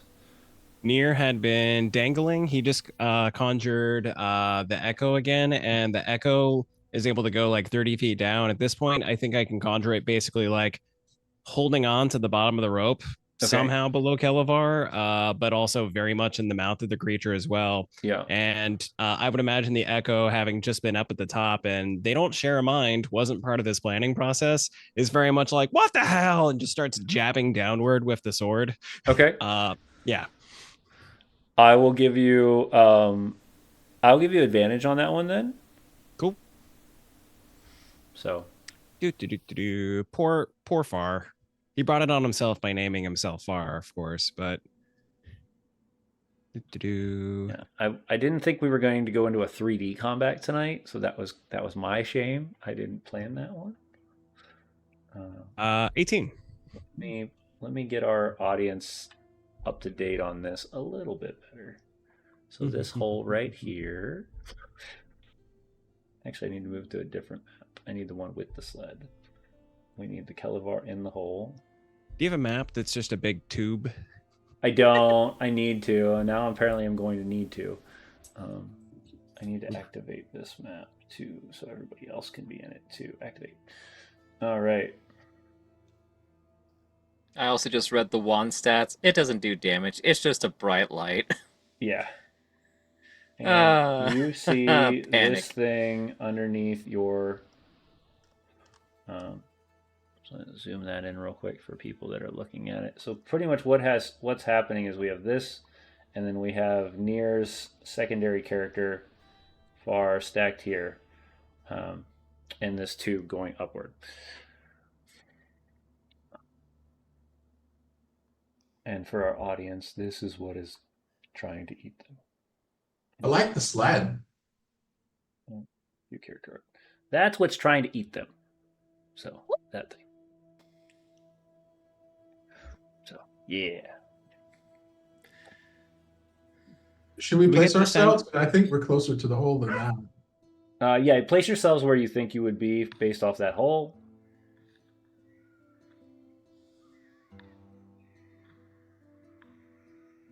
Just imagine that hole is down below, just for that purpose. Aerwyna is probably the closest to the sled because she's got the dogs. Okay. Well, Ginjack had to be over the hole to cast the light spell. Right. Yeah. All right. Awesome. That brings us to. All right. That brings us back to. Yeah. So then you're gonna block. I'm guessing. Oh, Sam stepped away. Kelevar. So what's the last plan? You're gonna try to get out. The last 10 feet. My last plan. I mean, I'm holding onto the rope. I'm panicking, scurrying up as fast as I can. All right. Making my way up now, climbing fast, trying not to get bit. My cape, it. ow, da da da da da da. And Right, that and, that intonation. You're stabbing. Did you do your damage? I or did your not. attack? I wasn't sure if an 18 hit. An 18 does not hit. Fun. He knows very well then that he's just there to be gobbled up, so that Kelevar can get out, and he's not happy about it. Although I do get 2 attacks. With the echo too? Oh wait, no, not the echo. As a matter of fact, I would have had to have stabbed the wall or something to make that happen. Just the 1 attack, and I'll burn one of my uses of his attack just to make it fair. Okay. So he's just there to get eaten. Awesome. Good to know. All right, and then we're gonna do the way we're gonna work this one, because this is kind of the 4 of you against this creature. You all are gonna go, and then actually Trovis is gonna get involved with this too, because yeah. So as the rest of you head out, he's gonna grab a piece of the rope as well, and as you all yank onto the rope, you see Kelevar out the hole as this thing just shreds through the echo, and 4 arms and tears out this massive razor teeth, tears out of the ground. Nothing but a living piece of rock with a mouth. Love that for us. All right, so then we're gonna put Kelevar here, Nier here, Far gone. And I would have had to have snapped Far back into existence just to be able to Okay. get out of the hole in time. So he Got should it. be in the vicinity. Yeah. Okay, so he is there as well. So Hmm. we get two there. And this thing is now come up, and this thing is bigger than it needs. It's not that small, but it's being dumb. Anyway, all right, cool. But yeah, that thing's gonna come up, and it's going to look at. It's going to keep its eye on Kelevar, and we're going to go into initiative technically. But initiative is going to go one way or the other. It's either going to go players or it's going to go the creature. So what I'm going to have one person do is choose who's going to be the lead for this round. Every round, somebody has to be a different lead, and it's just going to be you against the player. And it's either the players are going to go so they can stack combo and do cool stuff, or the monster's going to go. So, who wants to be the first round? I'll do it because I jumped in the hole like an Yeah. idiot. All right, roll me your initiative. Our fearless leader. You got 8. this. 8. I got a 10. So he's going to come out and he's going to swing. So he's going to take 3 attacks. He's going to do a bite at Kelevar, and then a claw at Ginjack, and a claw at Nier. So. All right, so that's going to be first attack. Ooh, natural 18 plus 6. That's going to hurt. So that's going to be 4.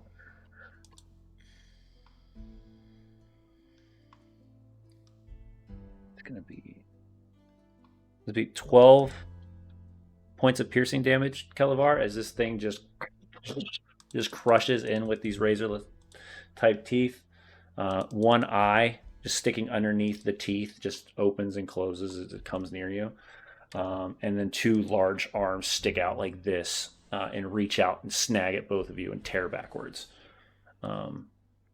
Nier, that's a natural 20. That's only...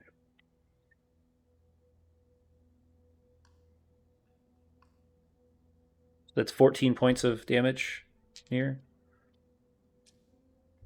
And that's slashing damage. And 18 to you, Ginjack. I'm gonna say thank you to Ginjack for those temp HP. Is It that hit for 18, or did it roll an 18 to attack? it hit with it has an 18 total. 1 sec. I don't think it hits me. It Okay. misses. Okay. Armor class is 19. Thank you, Yep. Cloak.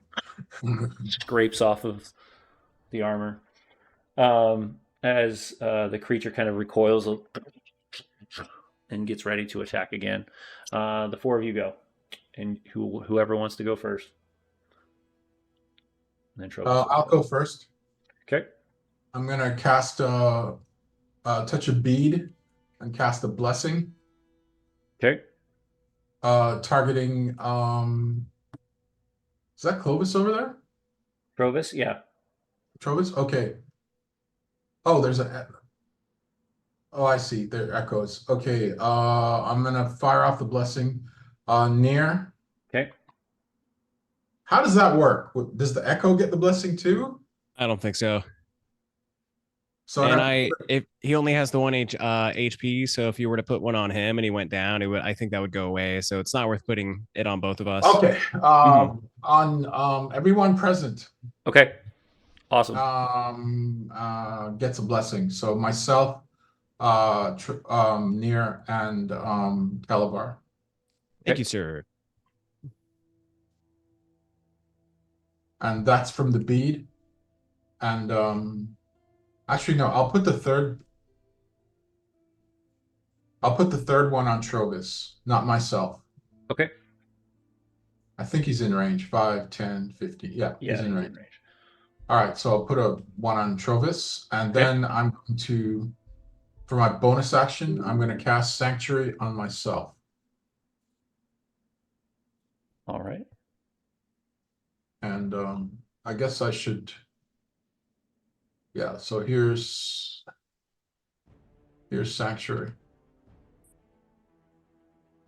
And you're casting Sanctuary on yourself. Yeah. All right. Awesome. And then I'm going to step away. Okay.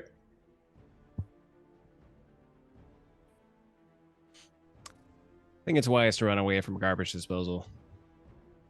And that'll be my turn. All right. Aerwyna, Kelevar, Nier. I'm gonna have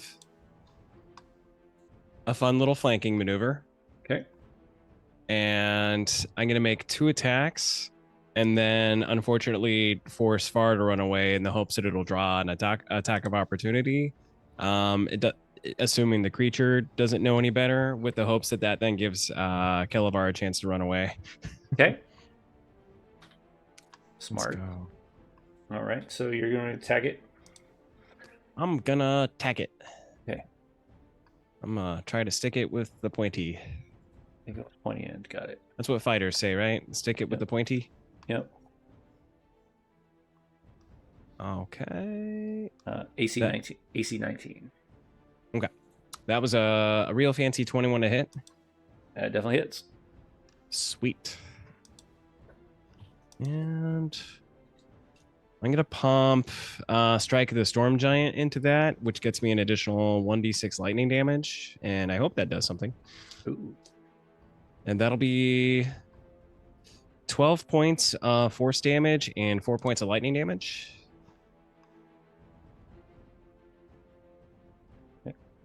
And then we'll do the second attack I had in mind, and then Far's good run away, and he's very upset at me for all these things I'm making him do, I'm sure. Awesome. Ooh, 17 to hit. 17 does not hit. Well, he's all the more bitter that he's being forced to run away then, because of the lack of success, but he's going to attempt to go only 10 feet out, and I don't know if the creature is focused enough on us to try to attack him in the process, but here's hoping.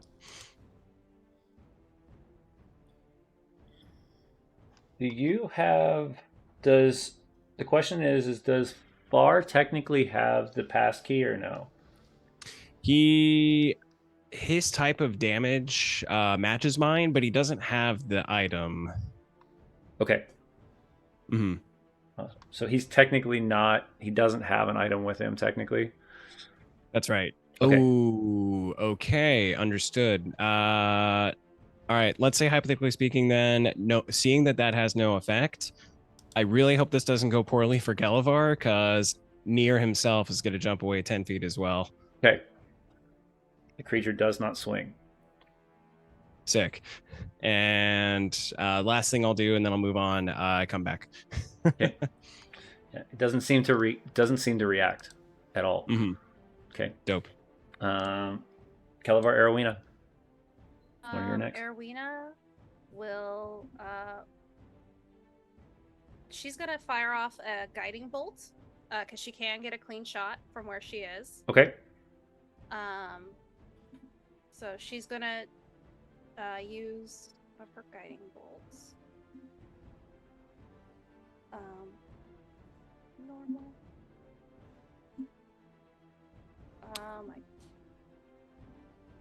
I'm gonna guess it misses because 15. Yeah, it misses. Goes a little wide. Yep. But she's gonna. But it looked move- cool. Yeah, move 30 feet up, and as she does so, she's going to channel the power of nature into what looks like a wooden sword. You guys have noticed that her spoon is gone, and there's a wooden sword in her hand. And as she casts Shillelagh on it, it does the carvings and form actually turn almost metallic with starlight as it traces up the blade. It is still a bludgeoning weapon. It is still a club, but it has a little bit more flav.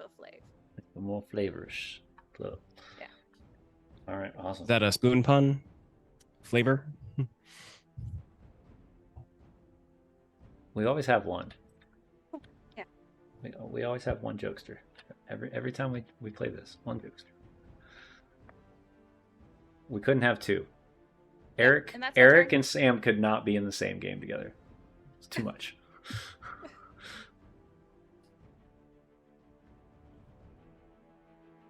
All right, awesome. Kelevar, last. Okay. I just looked through my stuff. I really gotta update some things. But I'm gonna take the ink bottle I have in my stuff. I'm gonna try to chuck it at the creature's eye and then run away the other direction. All right. Give me a ranged attack, bro.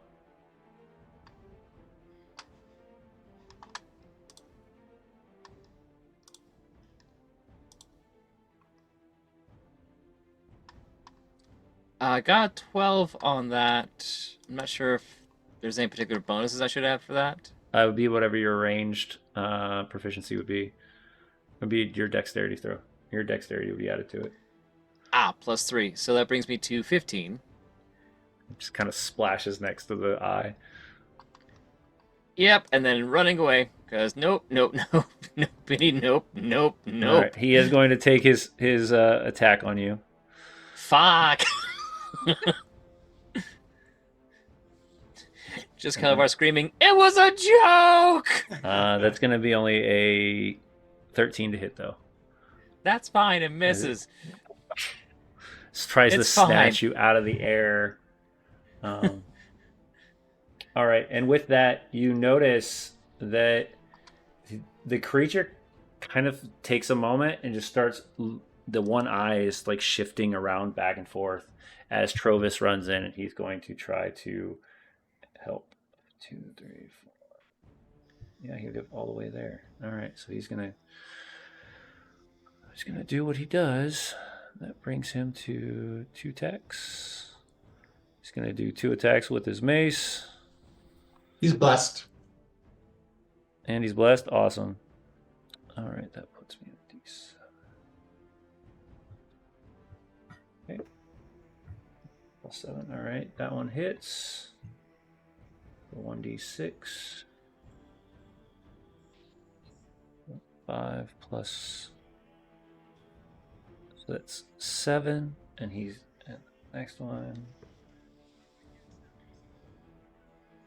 19 plus bless. That'd be it. That's over as well.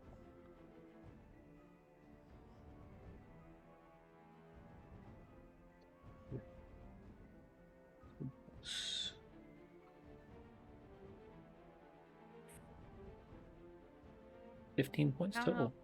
I don't know who was rocking to Barbie Girl. Ye old tavern Barbie Girl, but it was a bop.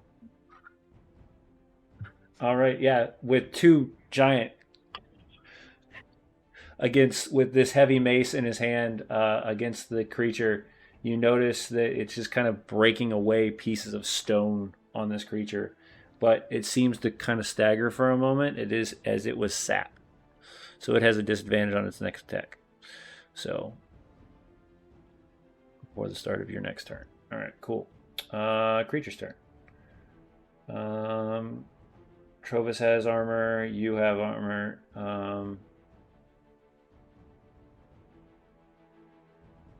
Weird question. What level of magic weapon is that item you have? Me? Yep, Nier. I believe it is rare. Let me double check. Okay, so is Trovis's items. So odds will be will be Trovis, evens will be Nier. Right, going after Nier with the bite.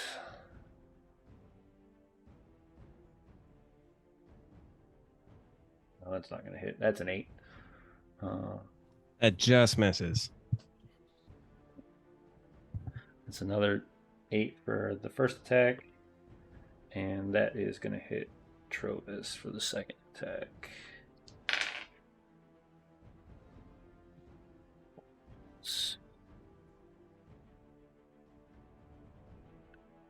So, as Trovis avoids the first swing to his armor,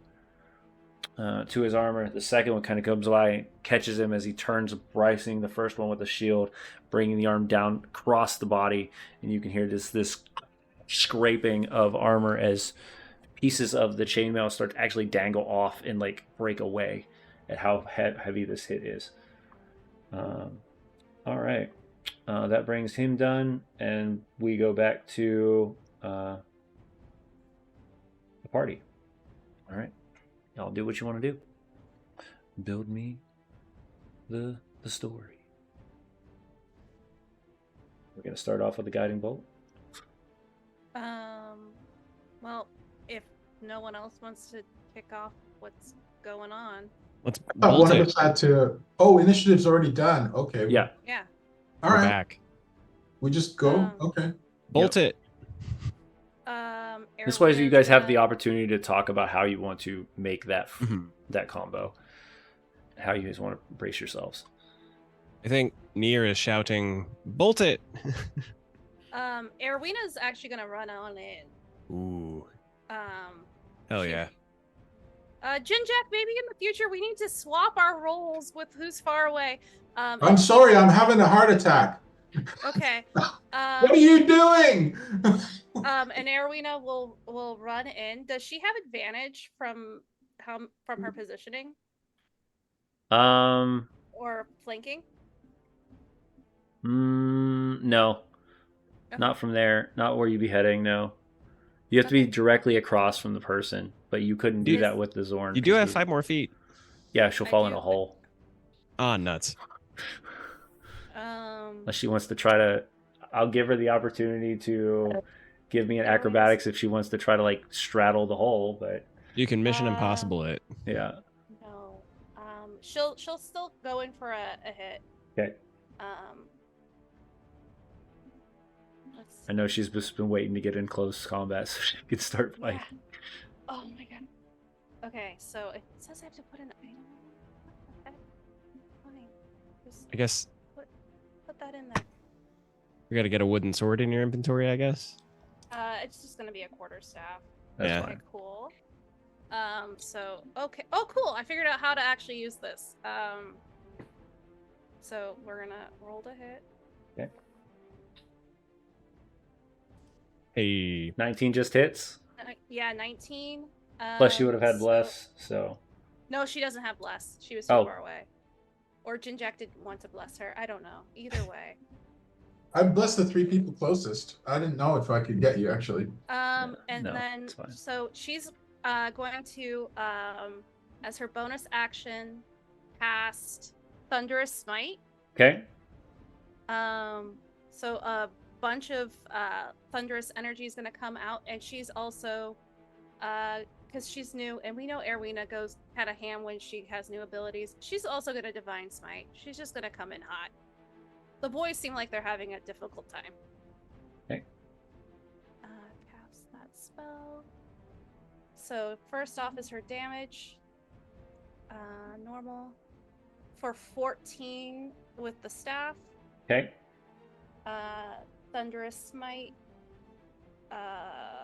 which comes off with a 2d6 for 6, so 20. 20 total. And then we're gonna throw on that Divine Smite, because why the heck not?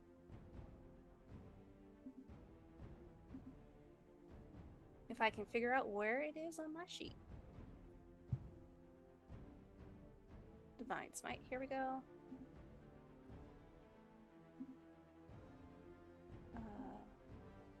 For 31. 31 total. Yeah.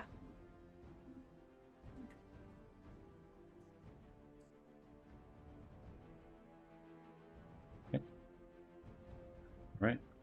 This thing's looking pretty Yeah. beat up. As you bring just a single strike down on this thing's head, it just as the lightning crackles. It's like when lightning literally hits the ground, that crack sound, as shards of rock and pieces of ground just kind of break off on this creature's body. I think Ginjack, in the future I need to be the one near the hole and you by the sled. is it always going to be a hole? I'm just standing here in astonishment saying, "What are you doing?" We need to have words, young lady. This supposed to Kelevar.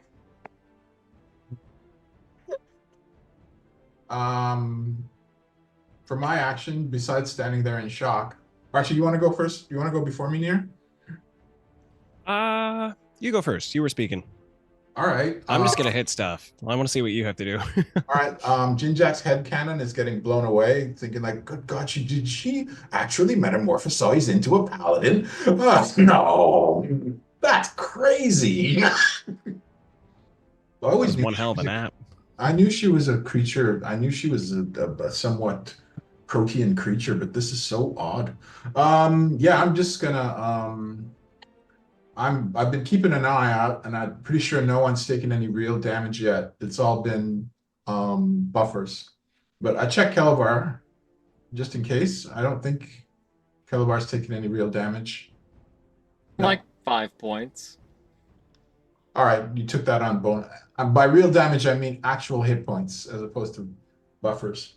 Yeah. I'm gonna fire off a Toll of the Dead into the oh no, wait, that'll break the sanctuary.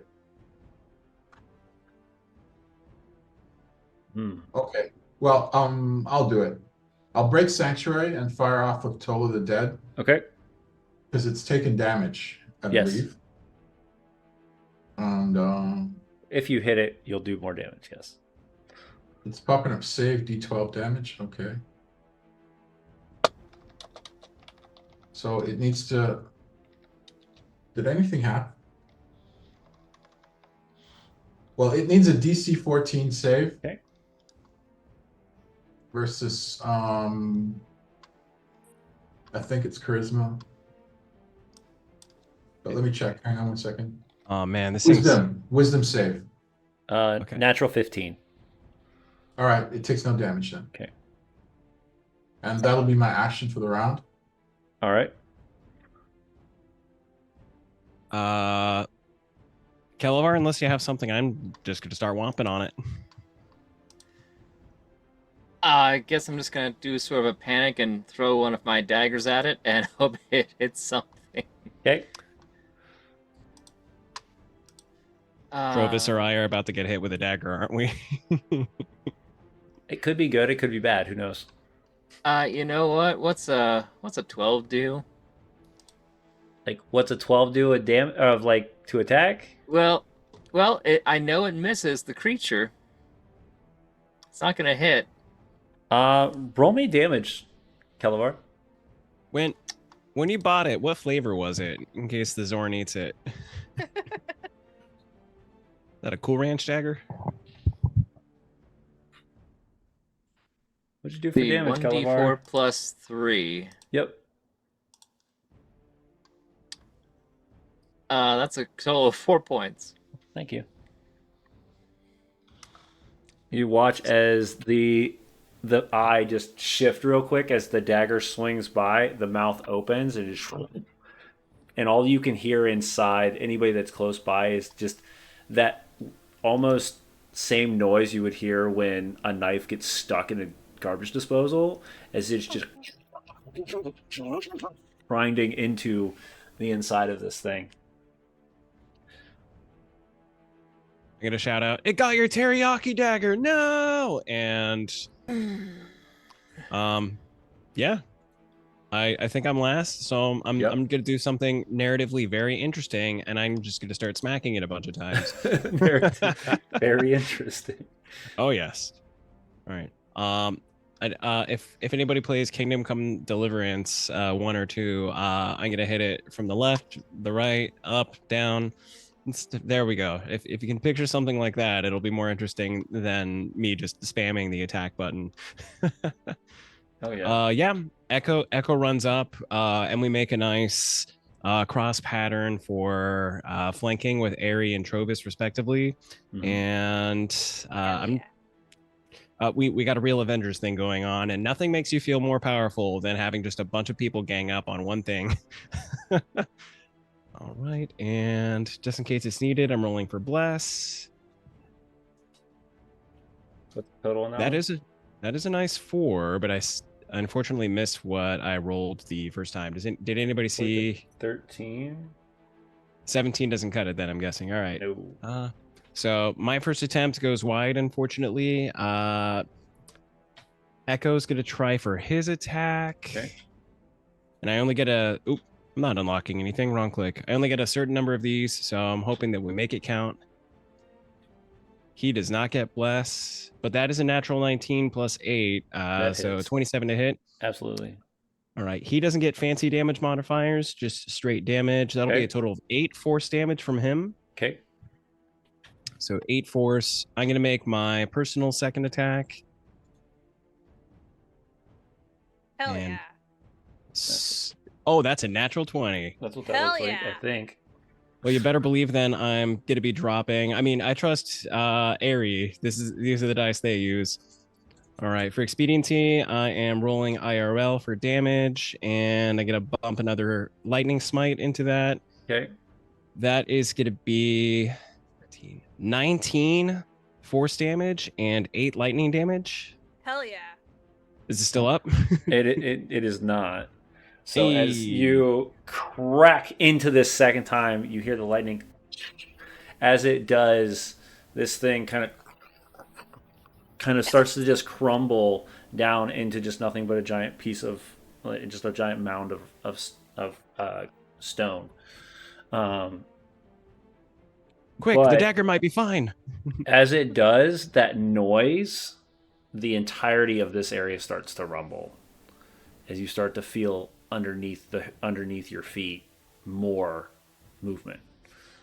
Oh, great. Do we get on the sled? Yeah, let's go. Let's go. Oh, let's heck go. yes, let's get the heck out of here. Oh yeah. Aery's And- just like riding a little of an adrenaline high right now. Like, look what I. Right. So this is going to turn into kind of a skill check that could turn back into combat. We'll see it in a minute. Okay. So as you all rush to the sled, you start to see these things tearing out of the ground. You see hands just starting in 3 different locations. So one is going to burst out very close to that one. One is going to burst out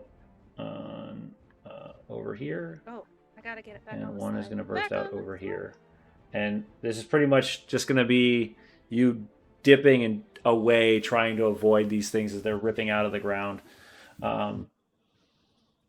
So with Aerwyna being the lead on the sled, I need you to give me a normal animal handling check without advantage this time. 27. You're with a Yeah. nat 20. Yeah. Your girl's got it. Yeah, easily you get to this point where We're J-turning. you're almost like just gearing back and forth as these things are tearing out of the ground coming after you, to the point where as you pass all 3 of them, it just looks like this stampede of hands and arms and just coming towards you as they are chasing the treasure and the metal on you down Icewind Dale, literally behind you like grinders. And that, I think, is a good spot for us to take a break. So we'll see you guys all back in exactly 10 minutes. Yeah.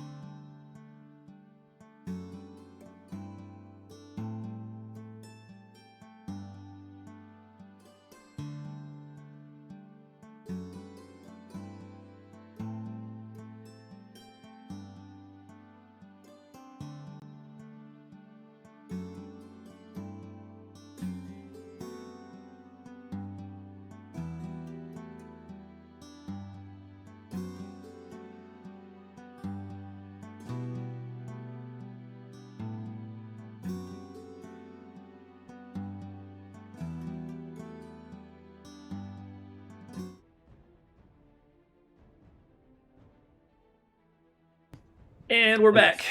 And All right. furious. As the party continues to weave in and out of snow mounds, as these Zorns continue to pop out of the snow heading towards them, you slowly start to get that opportunity to kind of, I wouldn't say get away, but you're starting to place some distance from each other. So this is going to be this is what we're going to do is a group skill check. So each person needs to tell me what you are doing to thwart the oncoming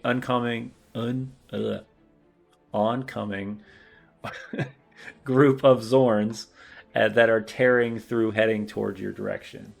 The goal is 3, and that is in the fail is 3. So whoever gets the 3 first is what's gonna happen. So we're gonna start with Aerwyna at the front of the sled. What is something you would like to do to continue to increase your distance from the Zorns?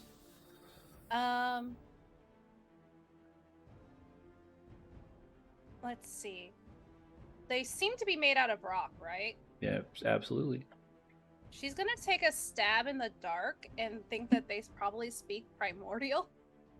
And so, still being very in tune with nature, she's gonna start trying to persuade them in primordial. We don't have anything that you want. You already saw what happened to your friend. I don't think you want to continue this. But she's gonna be saying it in the language of Terran. She's gonna be speaking almost like it sounds like gravel in her voice as it kind of stones roll down a hill, kind of a feel. In this very gruff gravel-like groan, as you're pleading with these things to stop. Forward. That's all they're repeating as they're charging towards you. Okay. I will give you a normal. I was going to give you advantage on that. That was pretty good with the primordial, but you're just asking them why they're not going to eat you, and it's like because you've got metal on you. That's why you're getting eaten. So just give me a normal persuasion check. Look, you don't want any of this heat. It's a 17. Okay. It's not bad. No, that's not bad at all. No, I will say that is a success. That is your first success of 3 that you need to get away from Don't the eat Zorn us. ambush. Bad. Right? All right. I'm going to roll a D6, and we're going to see who goes next on how you are thwarting the oncoming Zorns. Nier, you are up. What is something you can do to help this situation? So, about how far into our journey were we? Were we halfway, less than half, more than half? Like to your destination or to the end of the night? To the destination. Probably not that far, right? No. You've made about you've made a few miles, but it's a pretty heavy destination to Bryn Shander. I guess I'm still getting to know 10 towns, having not gotten too far from Karakonig in the woods.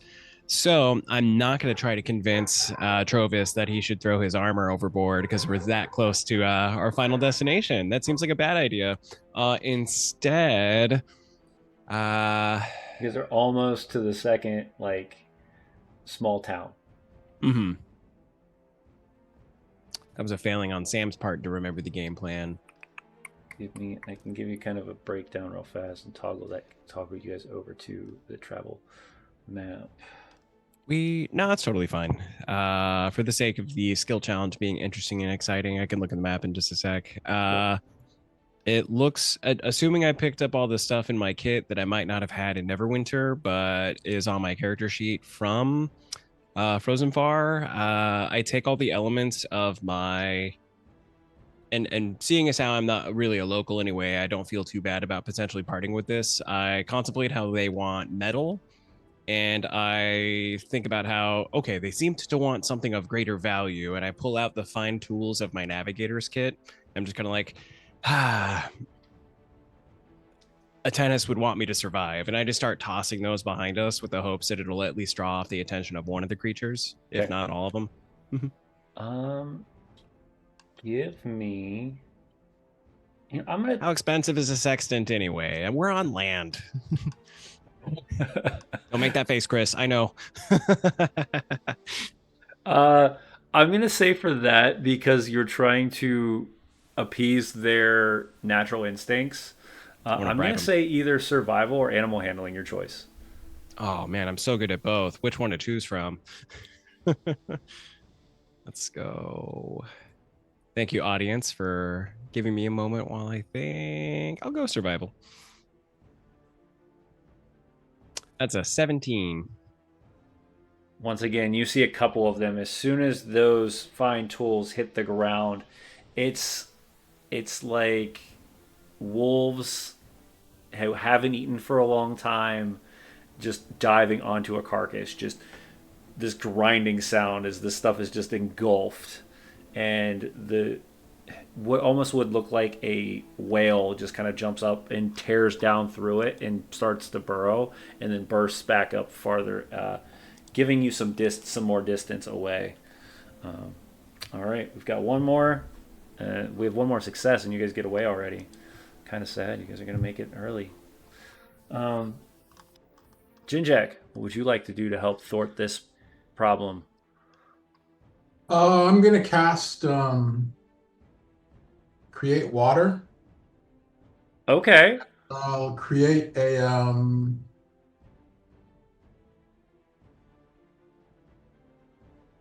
30-foot rainfall in a 30-foot cube behind us. Interesting. And I'm hoping that it is cold enough where it'll make it slippery for them if they're pursuing us on ground, and turn it into difficult ground. Well, then I'm going to roll something on that one then. I'm going to roll a dexterity save.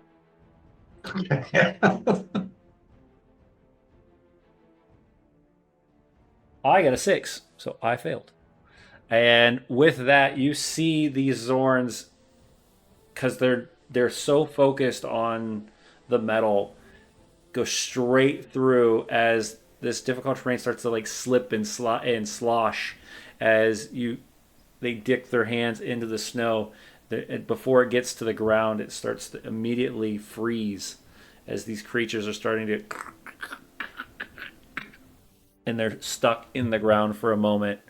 But it gives you enough time to bank down a heavy hill right around the edges where Aerwyna and Ginjack were many months ago, passing by the giant black citadel in the distance of Caer and the people that ran them out.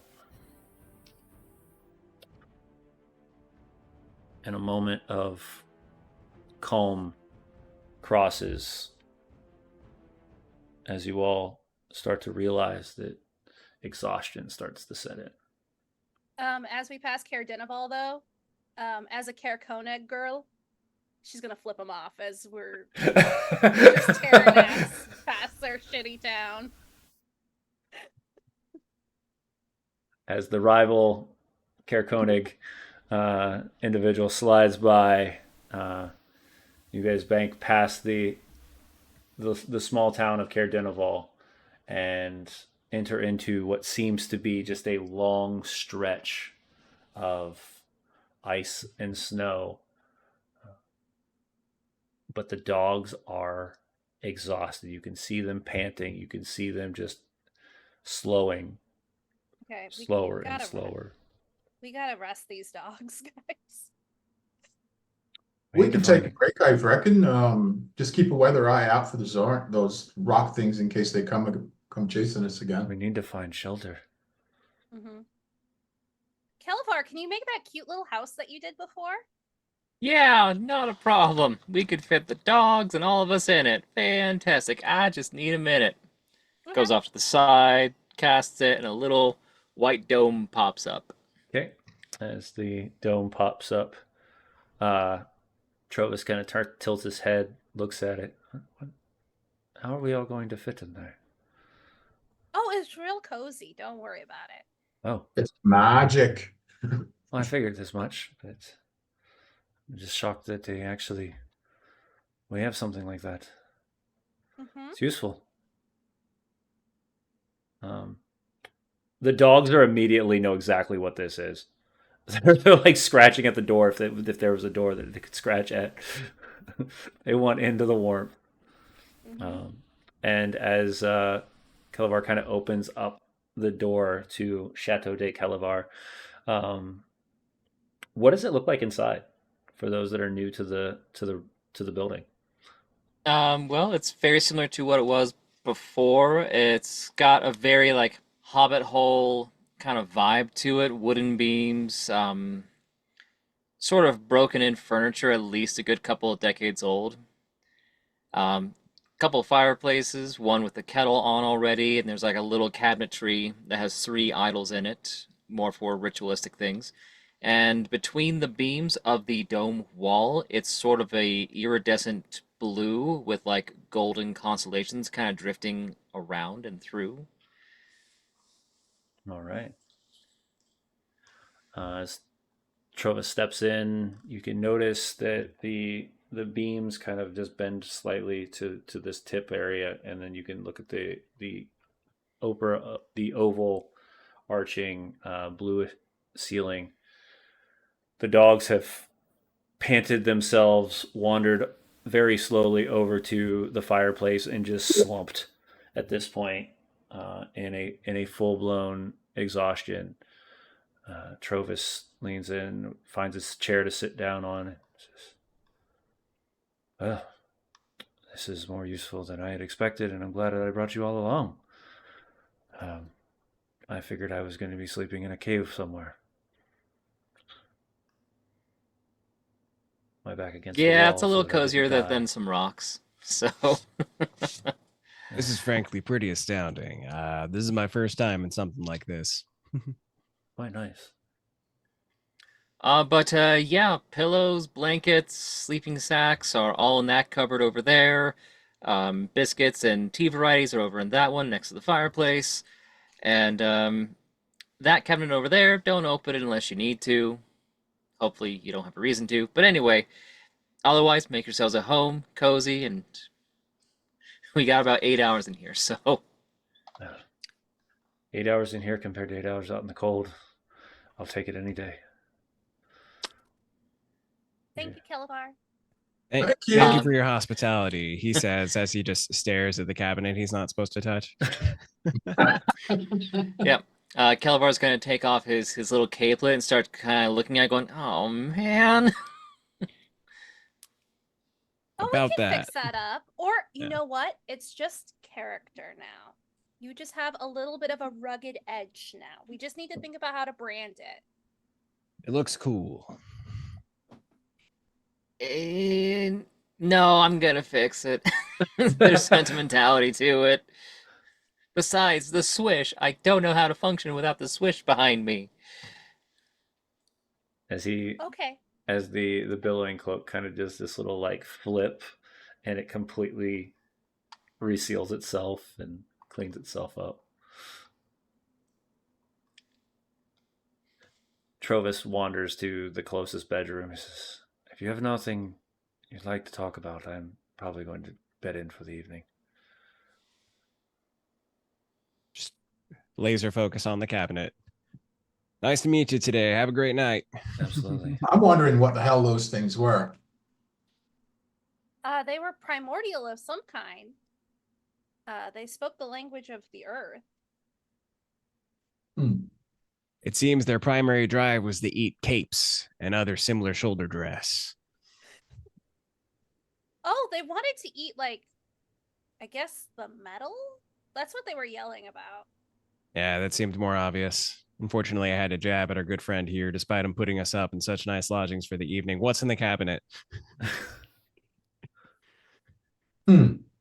Then I'm thinking maybe travel with a bag of nails just Emergency to distract nails. them. Oh well, I'm going to do my prayers. Any of you have any anything you want to talk to each other about, or anything you have questions on in the in the chateau. Ari is still riding a high. Oh yeah, you and me need to have words. Oh, what? No. No. Yes. So you're a thumper now. I guess so. I mean, I still have I'm still me.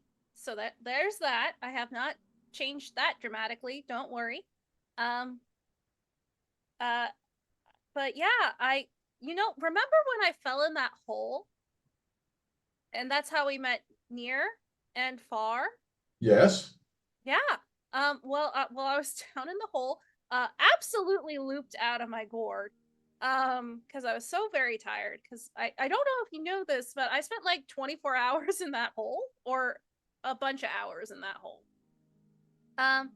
Well, I found a circle, part of the tradition of my people down there, and it was, and I took a paladin oath down there, I think, or a guardianship oath, to help protect Icewind Dale, and to Right. But kindle you're the a light. druid. You don't have a specific god. No, and that's the thing, is that sometimes faith is more than just a deity. It's also believing in a cause. It's just a different way of looking at it. And right now, I think we all have a common cause of bringing back the light, bringing back dawn to Icewind Dale. Oh no, I was just concerned. I mean, I'm very happy. I always understood the whole, faith based on nature as opposed to a manifest god. I was just worried that you were sworn to the Raven Queen or something, but I'm very happy for you. No, no, that was Castle's thing. Not mine. Oh, God, that's such a relief.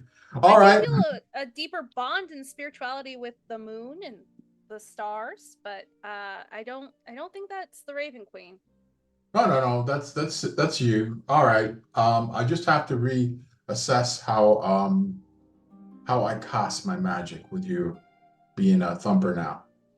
Yeah, and I think in the future we just if there's the same situation, let's plan on maybe you being by the sled and I'll be closer to the front, because this has been a recurring issue. Well, only reason I went to the front was because I thought maybe he was hurt when he jumped down that hole. Yeah. I figured, oh my goodness, poor little fella. His gnomish instincts overcame him when he saw the hole, so he jumped into it and But did you hear the thunder? I think you could hear that for like 300 feet. I know. I think if we could, we cut over to me or Nier asking, so you kept shouting that what you did was a joke. Could you explain the joke just between the two of us? And then we can cut back over to the other conversation. But would have been funny if he died. That wouldn't have been funny, but it's just a funny thing that happened, and I'm glad we all got through it all right. I'll admit, I wasn't expecting to fit in the hole so well, let alone fall down it. I try not to bring up people's, features and traits of the variety of species we all seem to represent. Careful, I can reach your kneecaps. I am curious as to how it is you saw that hole that I think it was about 2 feet wide and you thought you wouldn't fit down in there. Look, I wear glasses for a reason, and depth perception is one of them. That is fair, and I don't know if you really had a chance to wipe those off. Yeah, well, I didn't say it was a good idea. The dog's been spraying up a pretty good amount of snow leading up into about 40 seconds before he jumped in the hole. I'm not sure if he was able to clean those things off that well, to give him some credit. They do kick up a pretty impressive rooster tail, those pets of yours. Not sure if you're familiar. To think of it, I haven't seen a single chicken since I've been out here, but that's a thing. You'll have to trust me on it. I know what chickens are. I've seen them. I do know what chickens are. And Aerwyna all of a sudden seems very offended. Whoa, okay. Listen, I know I know I haven't demonstrated the best proficiency with social cues. I didn't mean anything by it, ma'am. I assume you probably didn't. But yes, we do have chickens Jeez. this far north. Okay. Well, I just wanted to compliment how athletically proficient the dogs seem to be.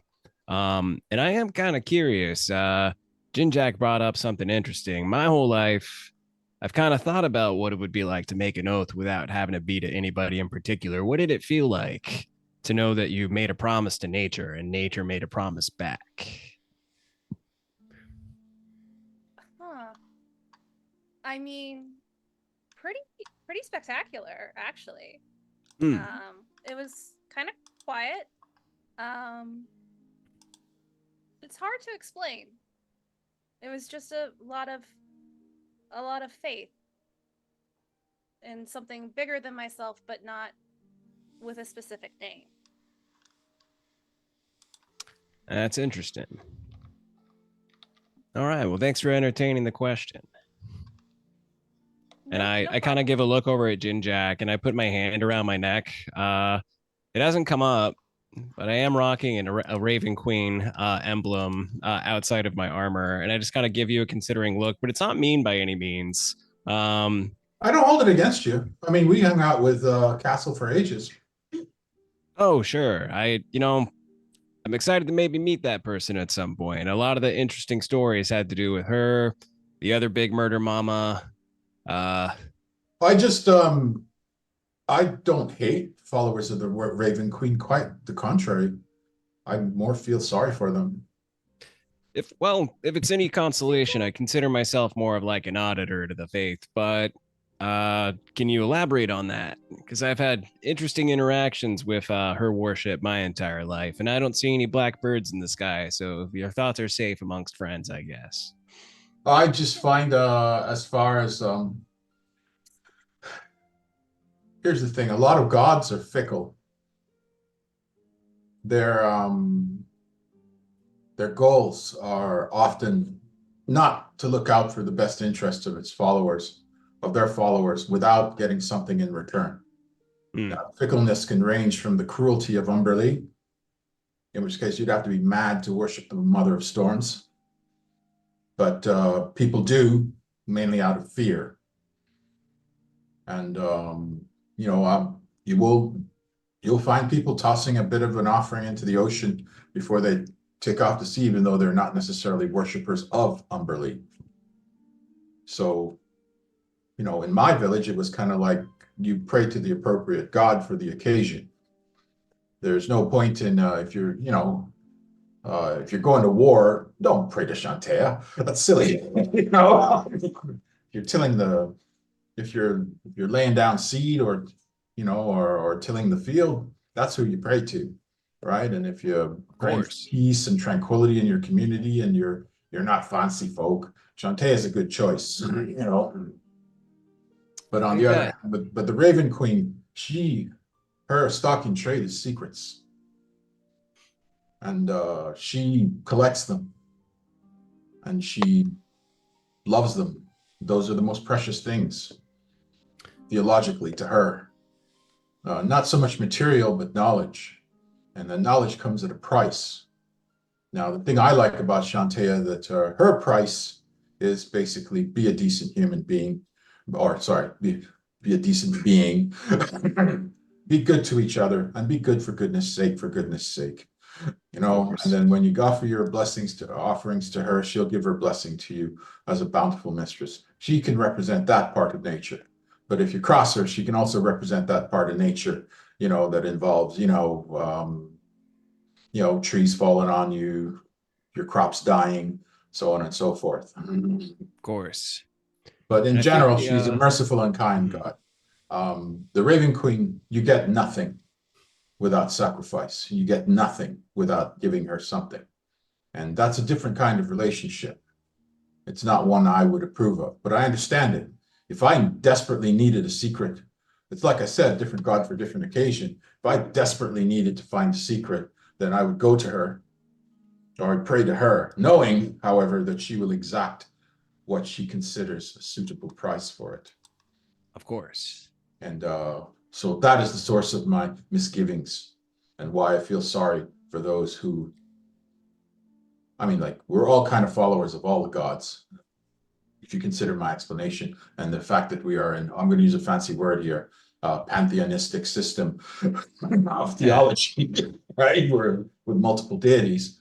But on the other hand, I'd rather not ask her for anything, to be truthfully honest.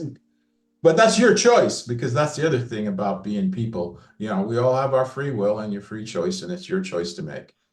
Of course. So again, I beg your pardon if you take any umbrage with my comments. I meant no insult to you, and no insult to the Raven Queen. And because I revere all the gods, just one more than the others, on account of, I hold up my holy symbol. Oh yeah. And that's my feelings on it. As for Aerwyna, I mean, she sort of my understanding of her, well, actually, I ain't gonna say that. She explained herself. And if she wants to know my understanding of what druids are about, then she can ask me. Nier? Well, if it's any consolation, I took absolutely no offense. It was just interesting catching other people's opinions on the matter, because I don't know if you've ever found yourself looking at a cloud, and when you suggest what it looks like to someone nearby, they have an entirely different take. But that's sort of my interpretation on most of the polytheocratic views people have. Looks like a turd. Yeah. That, to your credit, that is most clouds. Yeah. No, it's fine. But what I was taught by some of the people I grew up around, not everybody exactly, is that what exactly you said is the case, is the Raven Queen. I don't think she'll take offense to that misnomer. The Raven Queen does trade in secrets, and the belief that she has in holding on to them is the power and knowledge itself is not to be taken lightly. So it's usually information for information, at least in the practice that I've had. But you're absolutely right. If you needed help, finding the best keychain in the world, I wouldn't go looking for like the decorative patch deity to help me find that souvenir. So well, yeah. Polytheism is as common as grass is on the ground. And then I look around, like I think about the day we just had. Said again, that might not apply directly up in this neck of the woods, but the snow on the ground. Of course. You'll have to forgive me. Again, I think it's only been like a week or so since I've been here. It's always night. It's hard to say.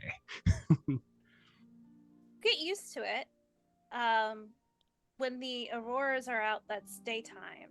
And then when the northern lights are not out, that's nighttime. Okay, that's like really, that's a good hot tip. I'm gonna remember that. Yeah. Anytime any of you want to talk about religion, though, I'm more than happy to expound with you. You see Far goes into another room. Just Like, nope, walks away. Not touching that. I mean, it is my thing. I try not to be boorish about it, but if you want to talk, or if you just want to talk in general, I'm here. Of course. Well, right back at you. If you ever need to know some secrets, I know someone about that. And I go right back to staring at the cabinet we're not supposed to ask about. I mean, since we're on this topic, Nier, you might as well. And just kind of lead him over towards the cabinet. I open up the little doors, and there's a triangular statue arrangement. You have the Raven Queen on the top, you have Ioun and Kelevar on the bottom, and then a brass bowl and a couple of ritualistic things on the middle shelf. Like, yeah. There you go. Polytheism. Polytheism. He gets it. And the three you have represented here are associates of the sort. I get that. And I kind of tip my head to both of you, and then just throw another one at Aerwyna just in case. And then go. So oh, sorry. Go ahead. No. Just wondered if y'all thought Trovis was still awake and listening at the door really closely. No, he's asleep. No, he's probably drunk already. Let's be real. No. He brought a flask. Did he? You don't think Trovis brought a flask on this adventure? He With has his you? shit together. With you with us? That'd be, I don't think he's that brave. I mean, worst comes to worst. We have to let him wind down just a little bit. Yeah, you tell Corey and then she'll beat him with a ladle. It's true. We never did have that ladle off, but oh well. We'll have to do ladle jousting at some other point. So he's Well, anyway, I think the kettle is more than ready by now. If anyone wants some tea, and call it a night. there's nothing else that you guys like to do. You all sit around and reminisce and talk for about the next couple hours, just with some tea, and before it gets too late, knowing what happens when 8 hours passes, you bed down for the evening and get some rest. As you do, we're going to have a little bit of fun. Tonight, we're going to start with Nier. Nier, you're going to wake. The next thing you see is a room.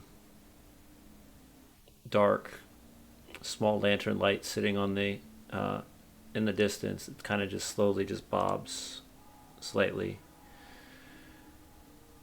A door ajar about 1/4 of an inch and a light coming from it.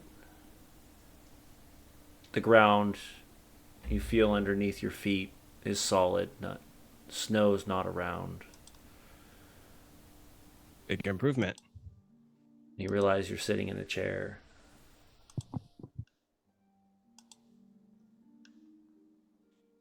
What do you do? Am I manacled or am I free to stand? You're free to stand. Okay.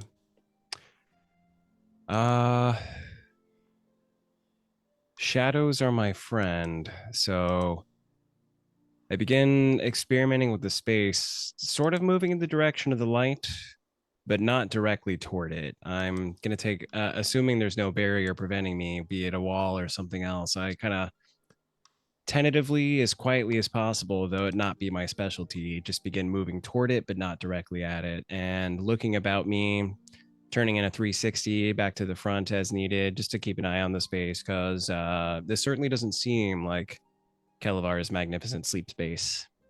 You look, you kind of brace your hand against the cold stone on either side of yourself, of this room. One door in the distance is the only thing you can see. Mm-hmm.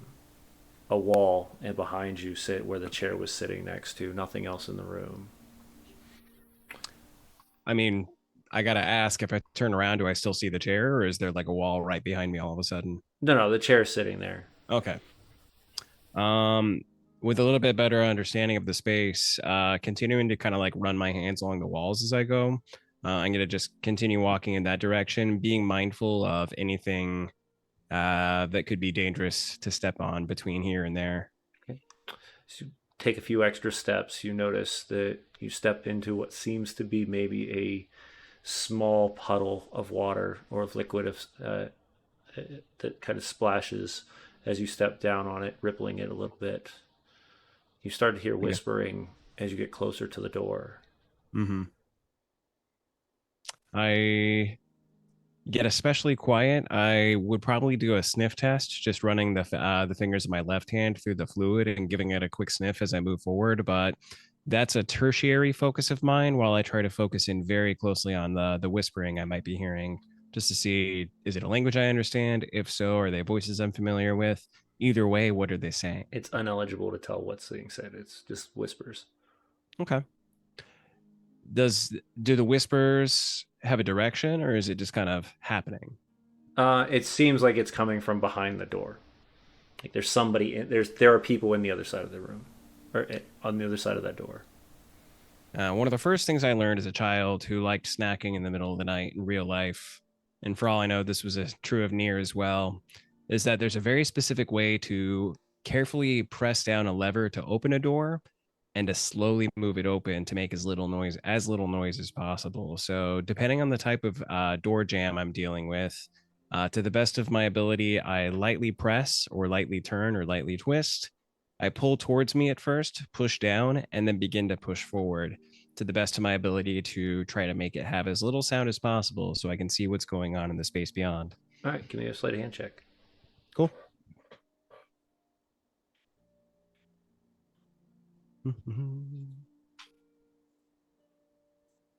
22.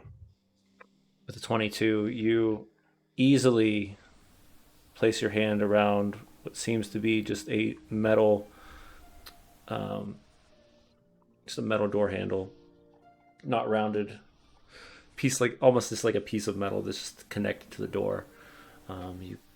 You go through every step so methodically, one step after another, up, out, down, up, out, down, slowly just piercing that light to have it start to enter into the room, this yellowish lantern light that starts to emanate more and more of the room.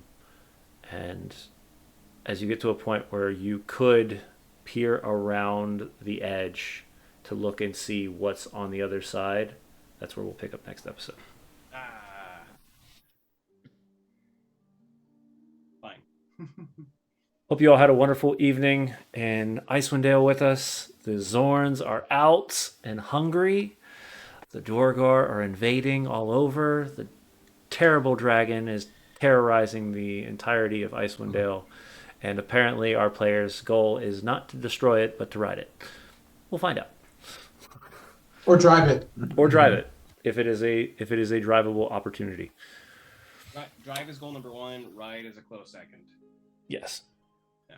Thank you all for coming. Definitely check out the sponsors that we have for this year as they pop up in the channel.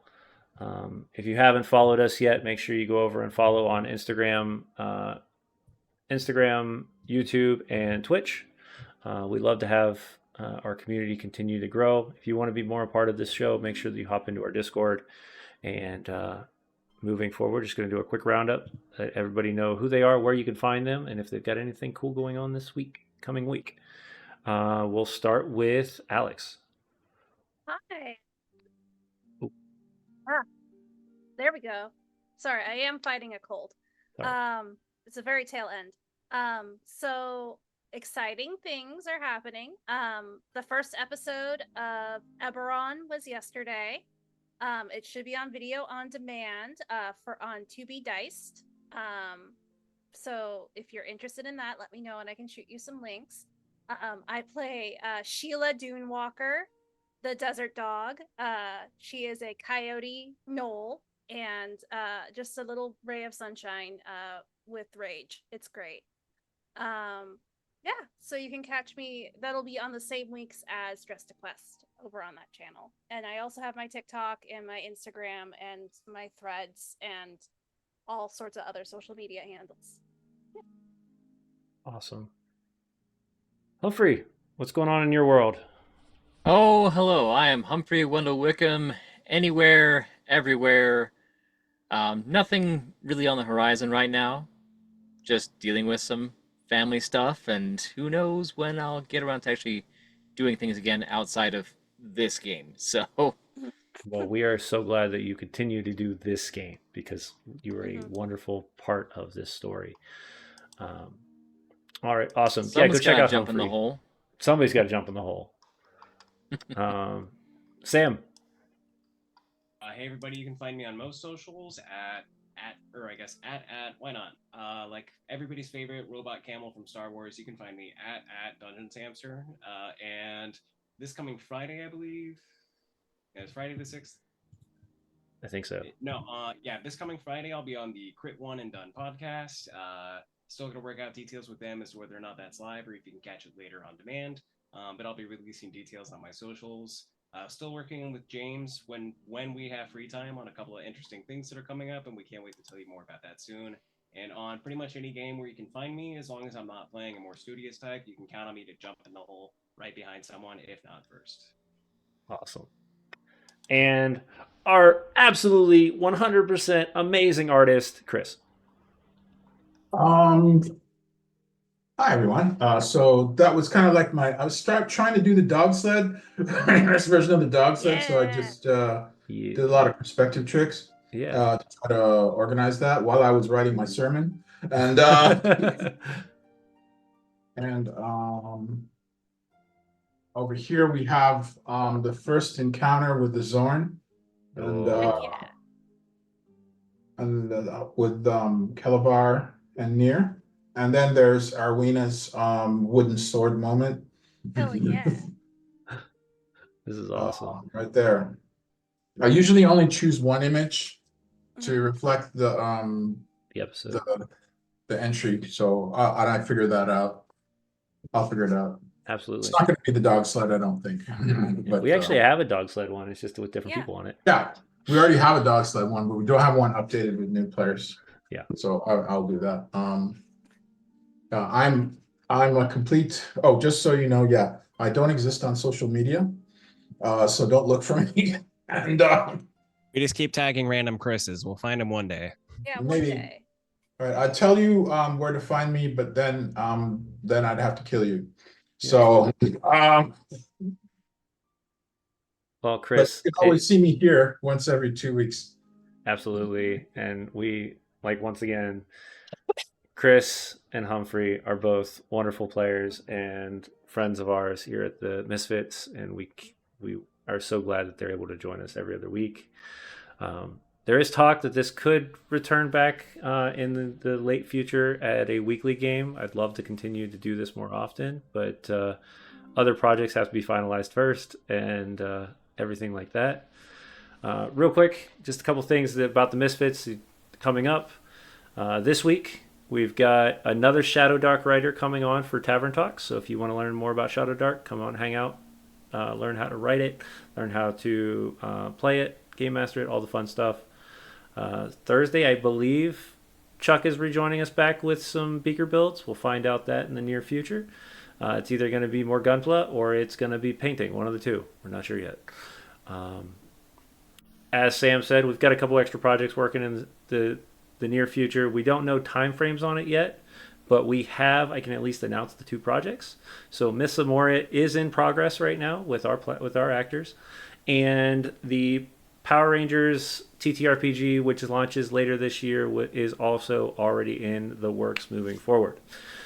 So we are super excited about both of those. There's other things that we're also talking about and crazy stuff like that. Last but not least, if you want to be more a part of Dress to Quest and you have a costume, please reach out. I would love to bring more guests on and actors on to bring this story completely to life with as many friends as possible. So yeah, I believe that's it. So everyone, please stay warm. It's summer here, thankfully, so I'll be warm outside of this place. But for those that are living in Icewind Dale with the rest of us, stay warm, stay cozy, and don't keep your daggers out too long, because you never know what kind of Zorn is going to come eat them. Anyways, we'll see you guys all next episode of Dress to Quest. Have a good night.